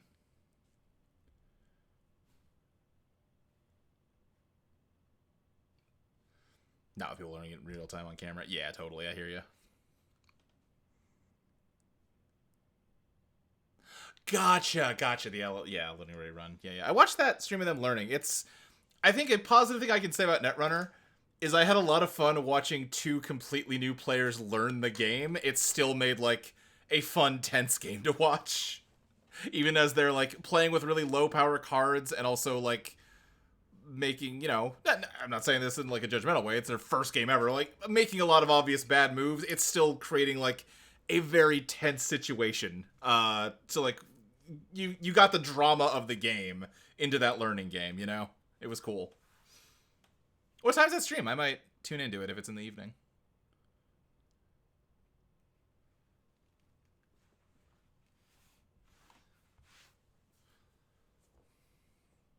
One p.m. I'll be asleep still. Oh, that's fine. Trying to think of what I feel like we should do some running. Trying to decide what to do. Obviously, this Magic Woman deck is some fucking horse shit, and it's the kind of horse shit that like I can't help but applaud. It's ridiculous. I've had one person nail the combo on me and get truly like a 50 click turn that I ended up just conceding on because they had like 14 conduit credits and like 20 some clicks left, and it was enough that like the conduit credits would build up enough they would see literally every card in the deck for free.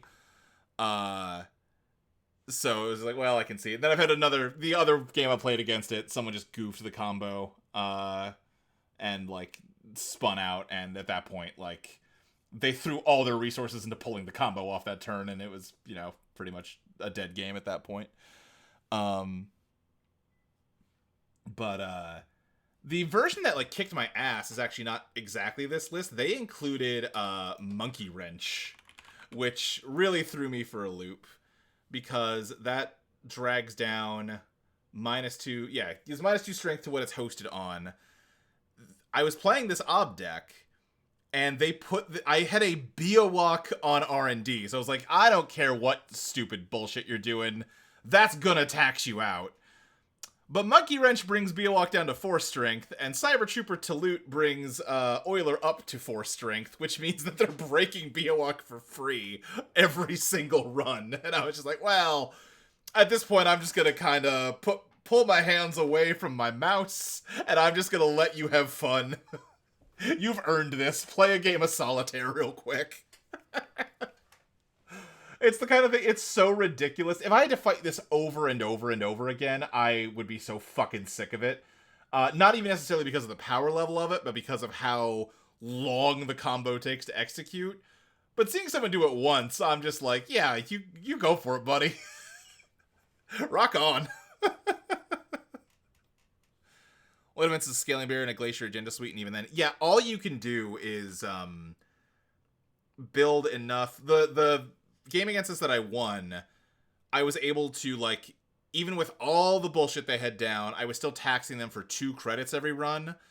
And when the goal is to make 50 runs, that's not even a tiny tax will break the combo, And they've got so many value cards that, like, are all dedicated to making R&D free no matter what you do. But if you can manage to get them to even pay 1 or 2 credits per run, you're not bulletproof, but you have a chance of surviving. Every 1 credit you add to the cost of those runs ups your chances of surviving by a little bit more. It's a deck that's so fucking silly that I can't help but applaud it until and unless it becomes like meta defining, which I don't think it will, especially since it's a deck that's hitting less than a month before a full, like, card pool change. I don't even know necessarily. I mean, Pichashao has not been, like, an issue in the meta, so I don't think it's getting banned or nothing. But like in theory, anything that makes this combo go could get banned. Or there could be some strong ice in VP that shuts it down or whatever. But it's real silly, and I approve of it. But I don't really want to play it. I will admit I don't really feel like playing it. So we've been doing a lot of Anarch lately. I think Criminal is who I've gone the longest without touching. Why don't we just revisit the Sable deck we were playing like a month or two ago? What's that look like down here? Let's just do what wins. I can't get away with naming the deck this when it's got fucking 2 copies of Always Have a Backup Plan in it, which I refuse to remove because it's funny. The reaction when you backup plan someone is always worth having it. But I don't think I get to call it let's just do with what wins at that point. Are there any edits we would make to this? 3 Nuka feels right. 2 backup plans is wrong, but as discussed, those aren't moving.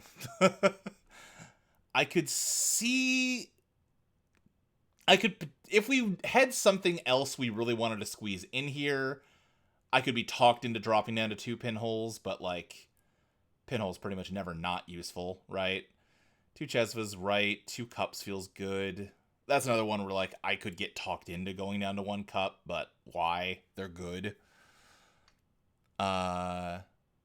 Which I'm mostly hot and kind of really missing having extra bypass urge to play backup plan.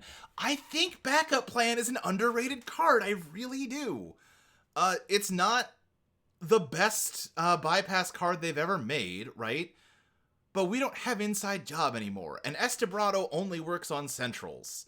Against a lot of, like, you know, horizontal, like, not full asset spam where nothing is iced, but like, you know, an HB, like, fully op deck. Always Have a Backup Plan is functionally Inside Job. And, like, I don't know, man. It's alright. I think it's underrated. I could see dropping to 1 just to get us to 45 cards, because it is just a fun little surprise. Unless you squint a lot looking at Boomerang. Yeah, but, like, you gotta squint a lot looking at Boomerang. Like, yeah. So let's see. 2 revolvers, yeah. I could see replacing 1 revolver with a Carmen. Because I definitely have had games where I just get shut out on that end of things. Why don't we do that? Let's call it 1 revolver, 1 Carmen.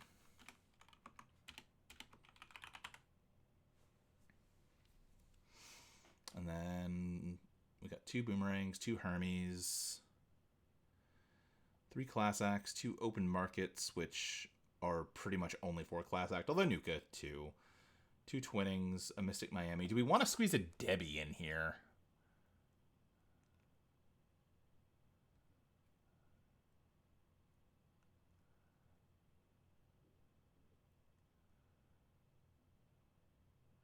Where could we make room for a Debbie downtown?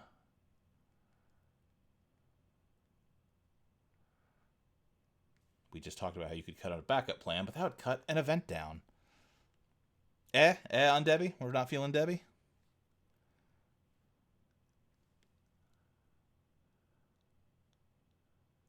We just had a game where we called it the highest priority target against a Sable list, you know?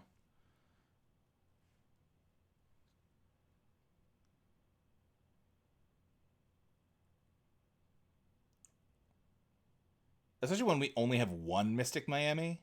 I think 1 Debbie might make sense.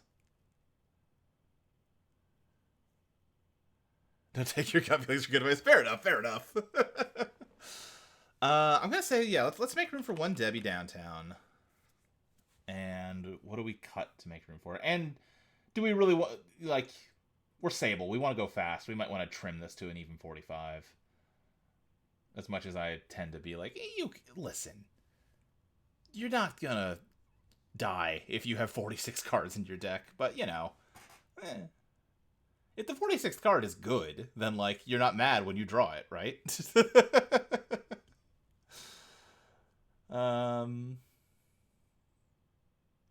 Don't really want to cut the draw power. Don't want to cut the twinning or the Miami.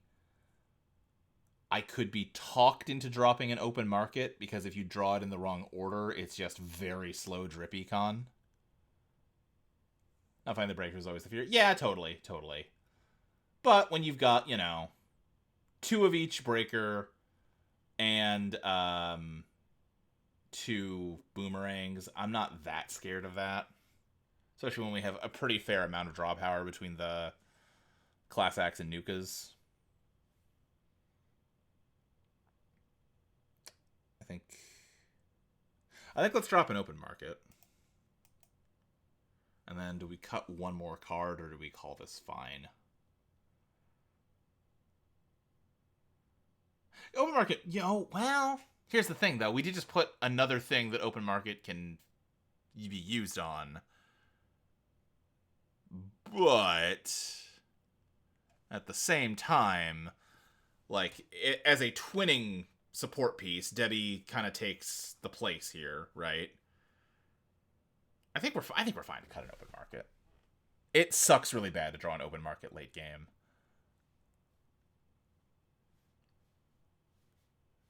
In this deck, at least, when you only have a limited number of targets for it. And again, when you have lots of class, it's tough. It's tough.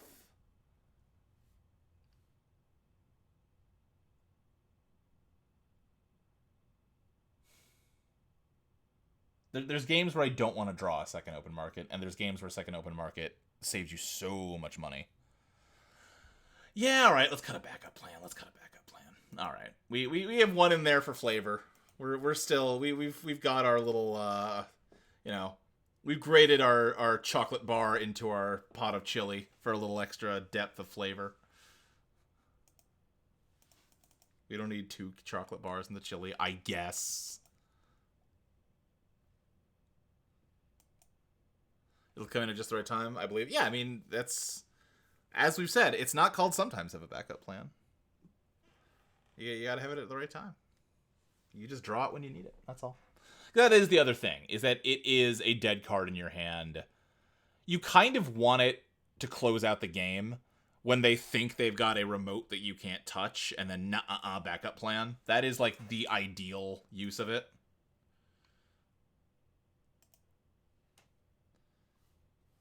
Which means you don't really want to draw one early and have it sit in your hand all game.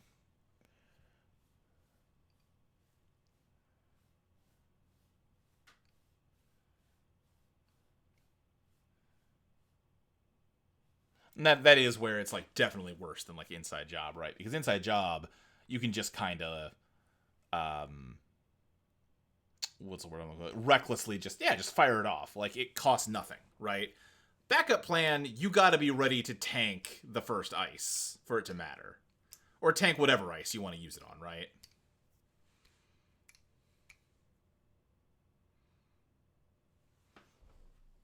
I always I miss, what's it called? Spearfishing. The kind of reverse Inside Job, which was, you always bypass the innermost ice on a server.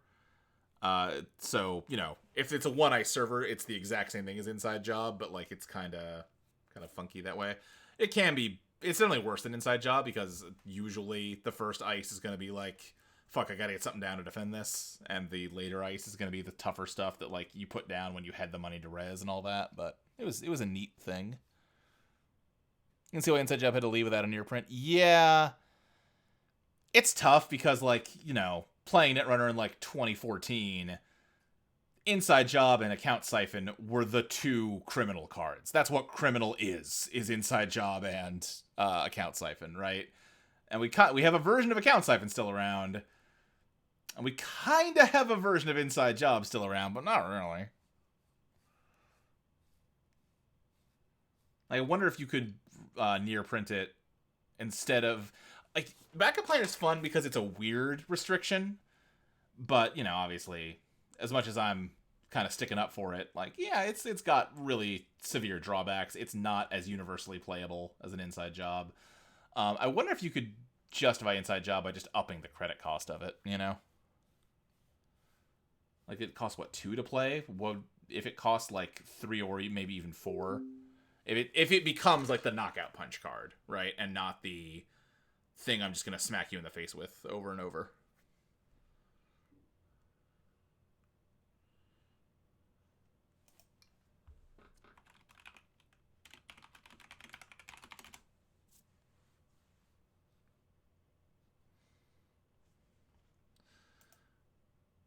Thunderbolt. Okay, okay.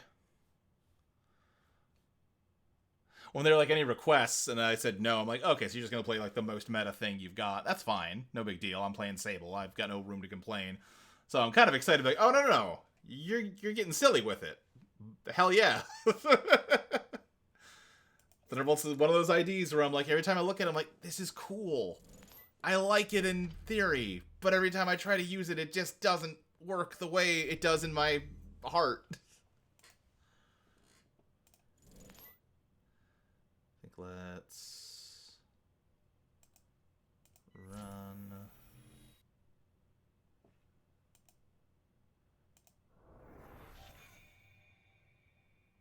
It almost does. Yeah. And I think Thunderbolt might also be in that very awkward position where, like, the world where it does do something is not a world you want to live in, you know?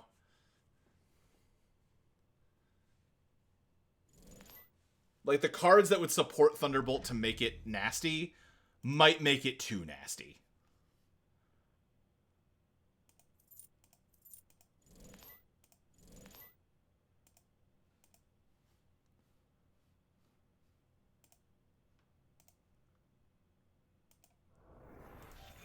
Mitra is a really fun include in this for Thunderbolt. Sisyphus sort of feels like that too. Yeah, I see what you mean. It is. You feel a little piece of you die when RH manages to score a Sisyphus. You'll probably feel that even more when like Melius manages to score a Sisyphus. What's the scariest thing this could be? This could be a Boomy. This could be its AP or Destroyer, right? I mean, it could be a tier. They've got the money for it. I'm tempted to just face check HQ, see what they've got. Make them spend some money. Jaguarundi? Yeah.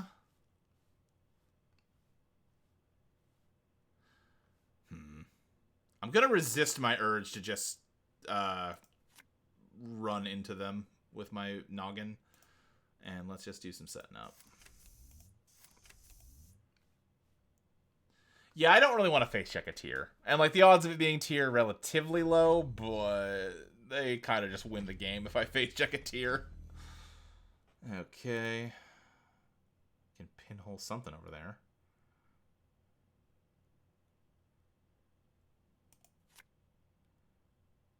Okay. I kind of want both of these. Not gonna lie.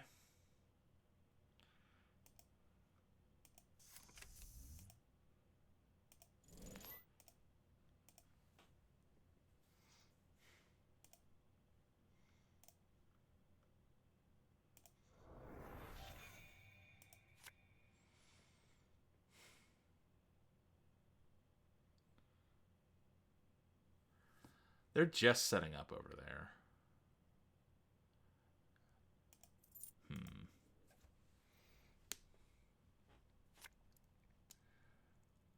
What agendas are they going to be on? They're going to be on Stegadon, pretty obviously. They're going to be on... Probably send a message. Because I bet they do have tiers. Here's my thinking.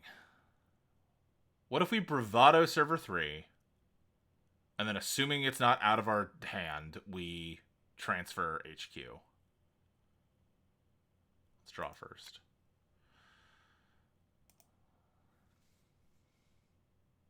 Like, we have every breaker, but we don't have the money to install them. And even if we did, we wouldn't have the money to use them. Let's do this. Okay. I don't care about that.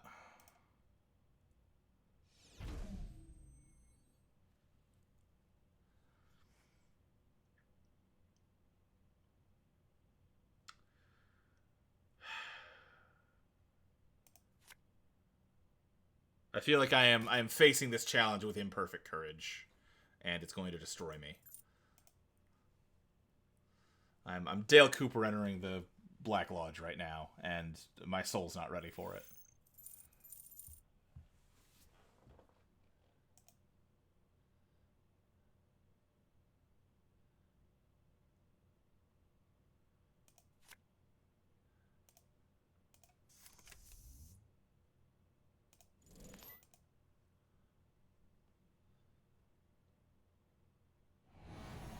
Boomy. Okay. I did.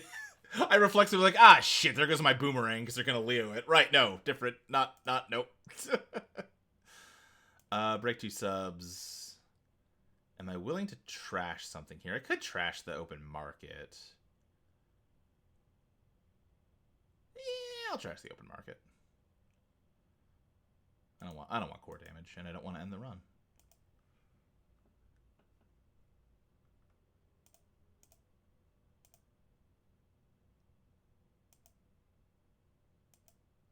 Hey, give me that.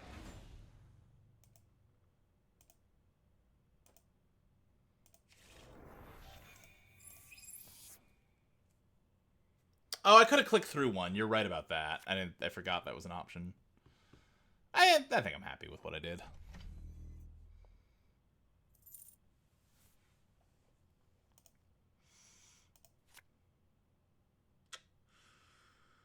think let's just...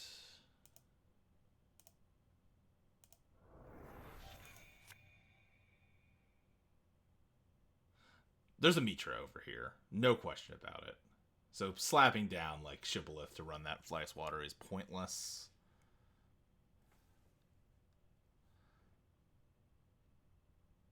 I'm sure they didn't res the upgrades. I mean, if you're not going to dip below 3 credits resing, there's no real reason to. It's just giving me information, right? Let's get Kurapira down just to start getting breakers down. That was maybe the stupidest one to prioritize, given that it's the one type of ice that's not showing on the board, but whatever. And also, they could ice archives next turn, and then Carmen gets expensive to install. Yeah, that was silly. Should have gone with Carmen.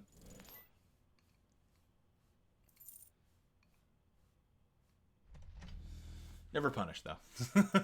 Archives again, hell yeah. Run our Chiefs.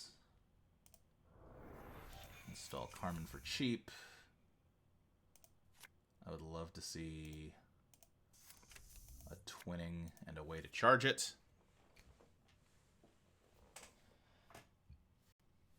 They're not, like, forcing the issue very much yet. They're just kind of turtling and building up money, which could turn bad for us later, no question.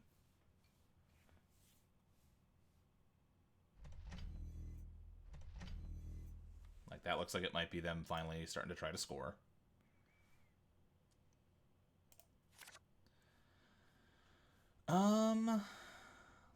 We don't need this. We have 3 clicks.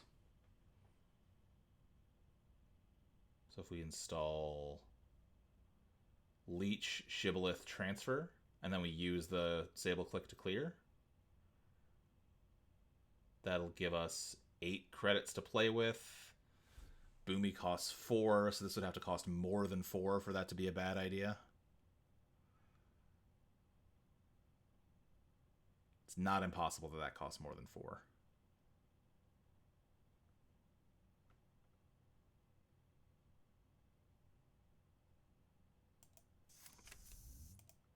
I'm just going to build.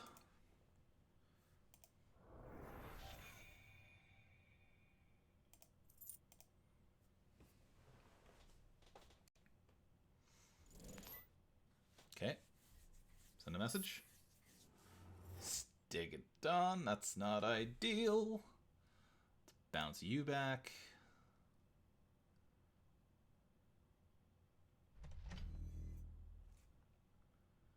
My mouse take it on works. Gets -2 strength.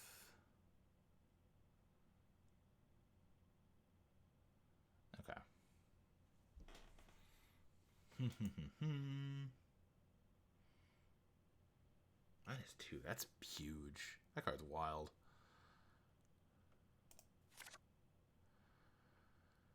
Okay.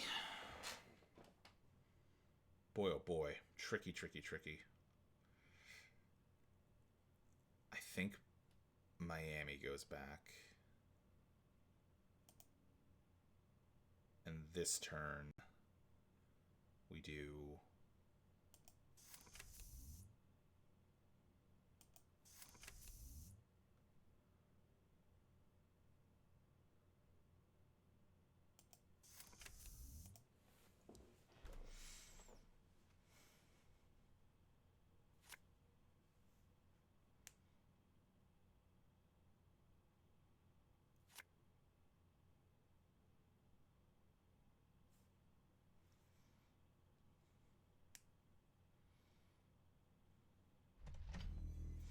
Makes sense.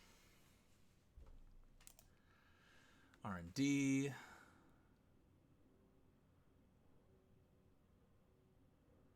So again, now it's much more likely that this is going to cost more than 4 to get through. So, will it cost more than 6 to get through? Maybe. That's good, but it's not good right this second.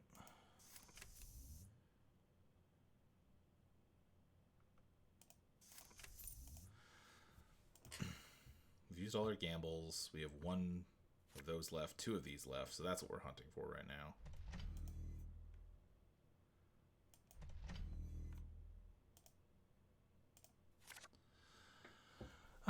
The Hermes is the least useful thing here.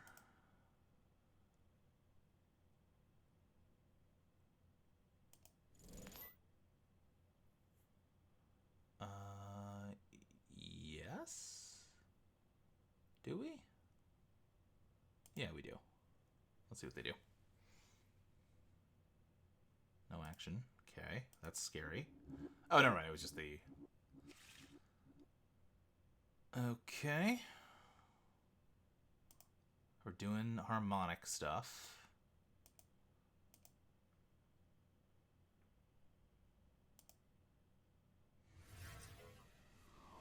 That's annoying, but not the end of the world.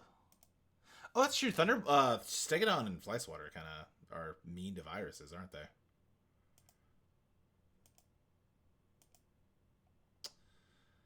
Oh, yeah, we should trash that. Oh, baby. Well, actually, I don't care. It was a pretty good time for us to do that. You get 1 credit. I'll give you 1 credit. That's fine.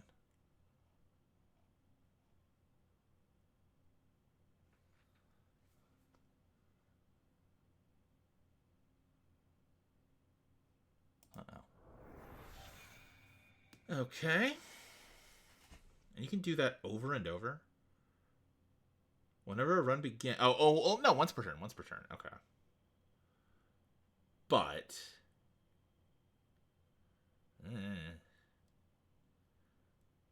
With Leech, this breaks for 2. So we'd be betting that this works. I don't think we should. I don't think we have any reason to. How rig shooty are they going to be? I mean, they've got boomies. Does Bloop kill a program? Oh, yeah, it does. Kills 2. And it's expensive. So having backup... Well, but we know they've got it, right? So we just play around it.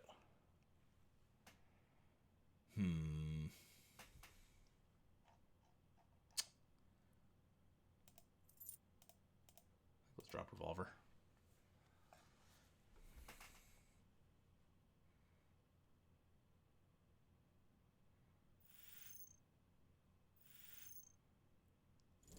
Interesting. Oh, they're trying to stop Hermes from hitting those. Got it. Not great. Not great.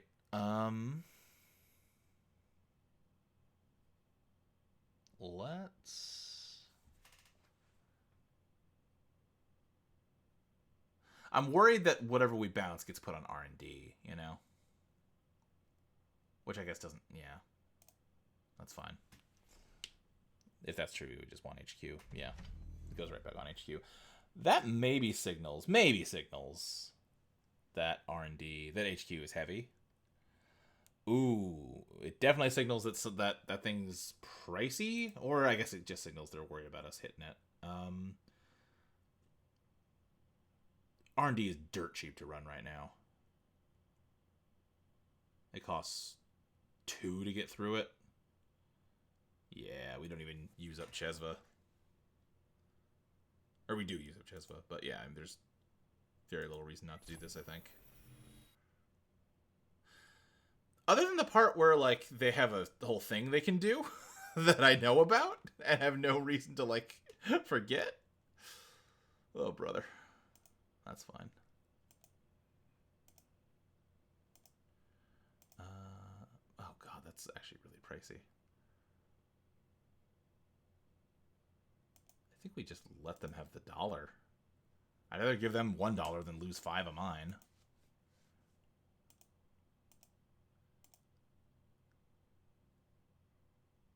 Wait, why is it oh, wait. Why is it 3? 1? Oh, because that's just how Shibboleth works. Got it.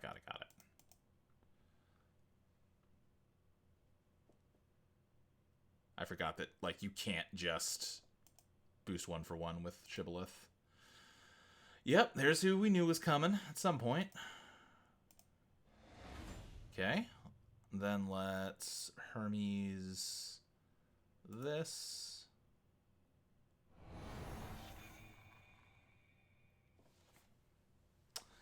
Then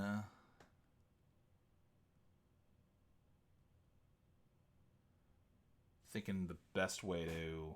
We want to hit HQ at this point with transfer. Boomy will go down to 1 strength. Carmen will have 0 strength, so it'll still be 4 to break. So we're spending 4 to get 6.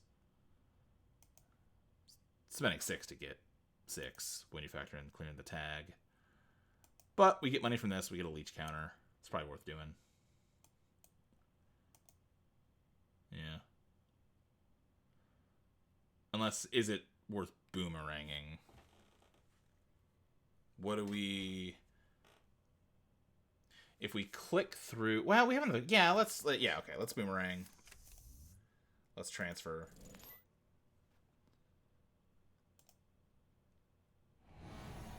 Boomerang. Counter. Rang it.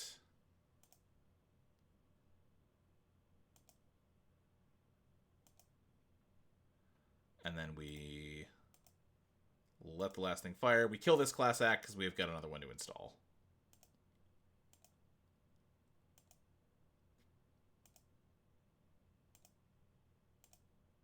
Okay.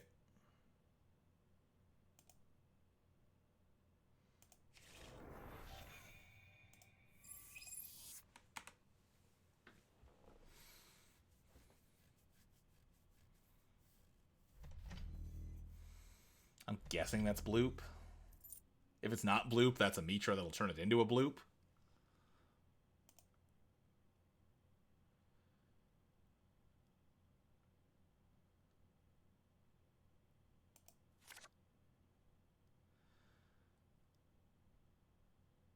Okay, let's think this through.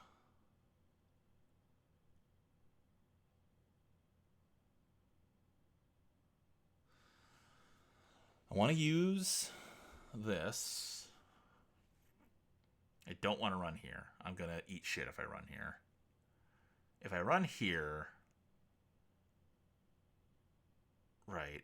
I don't really care that much about running here. Yeah, I think that's the ticket.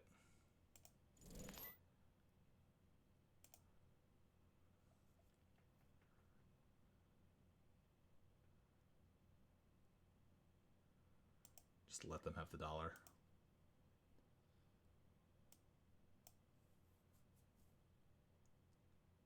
Oh, we are going to lose all our leech counters. I did forget about that. Oh well. It's a lot to keep track of. Counter ice. Wait, what? Wait, why is it 5? Oh, because we're on threat now. That's why it's 5. Shit. Okay. Well, in for a penny.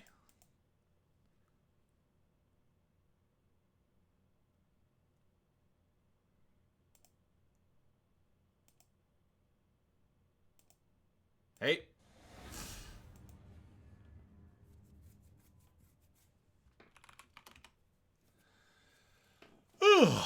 All right. I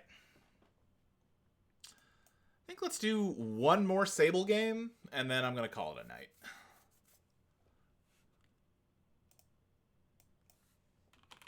I did,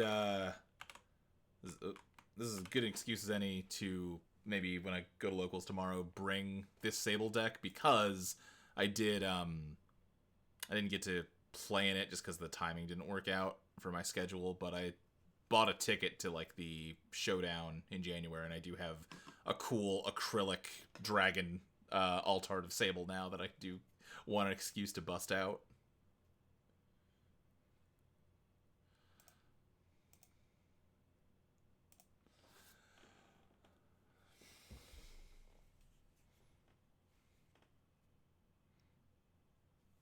Yeah, it's really cool. I wonder if I can find it.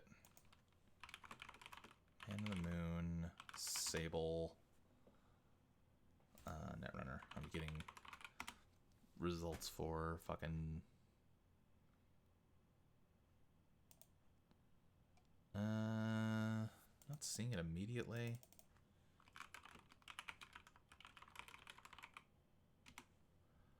I wonder if it was on the ABR page for it.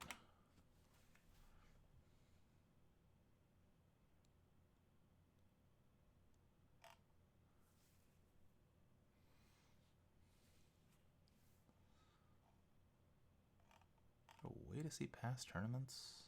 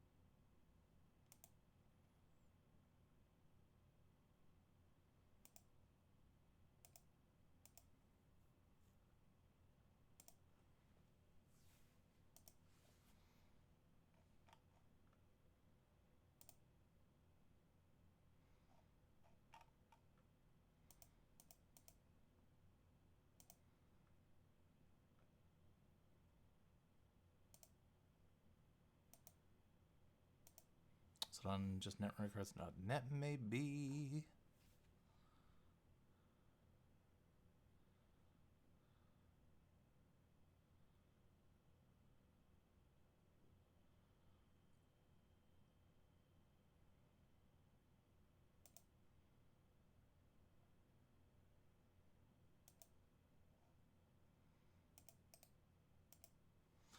It's not, this is like a spread of a couple different ones. It's this Sable here, but it's done in like I said, it's acrylic, and like it's kind of got a weird kind of like transparent blue finish to it that kind of makes it almost like holographic-y. It's cool.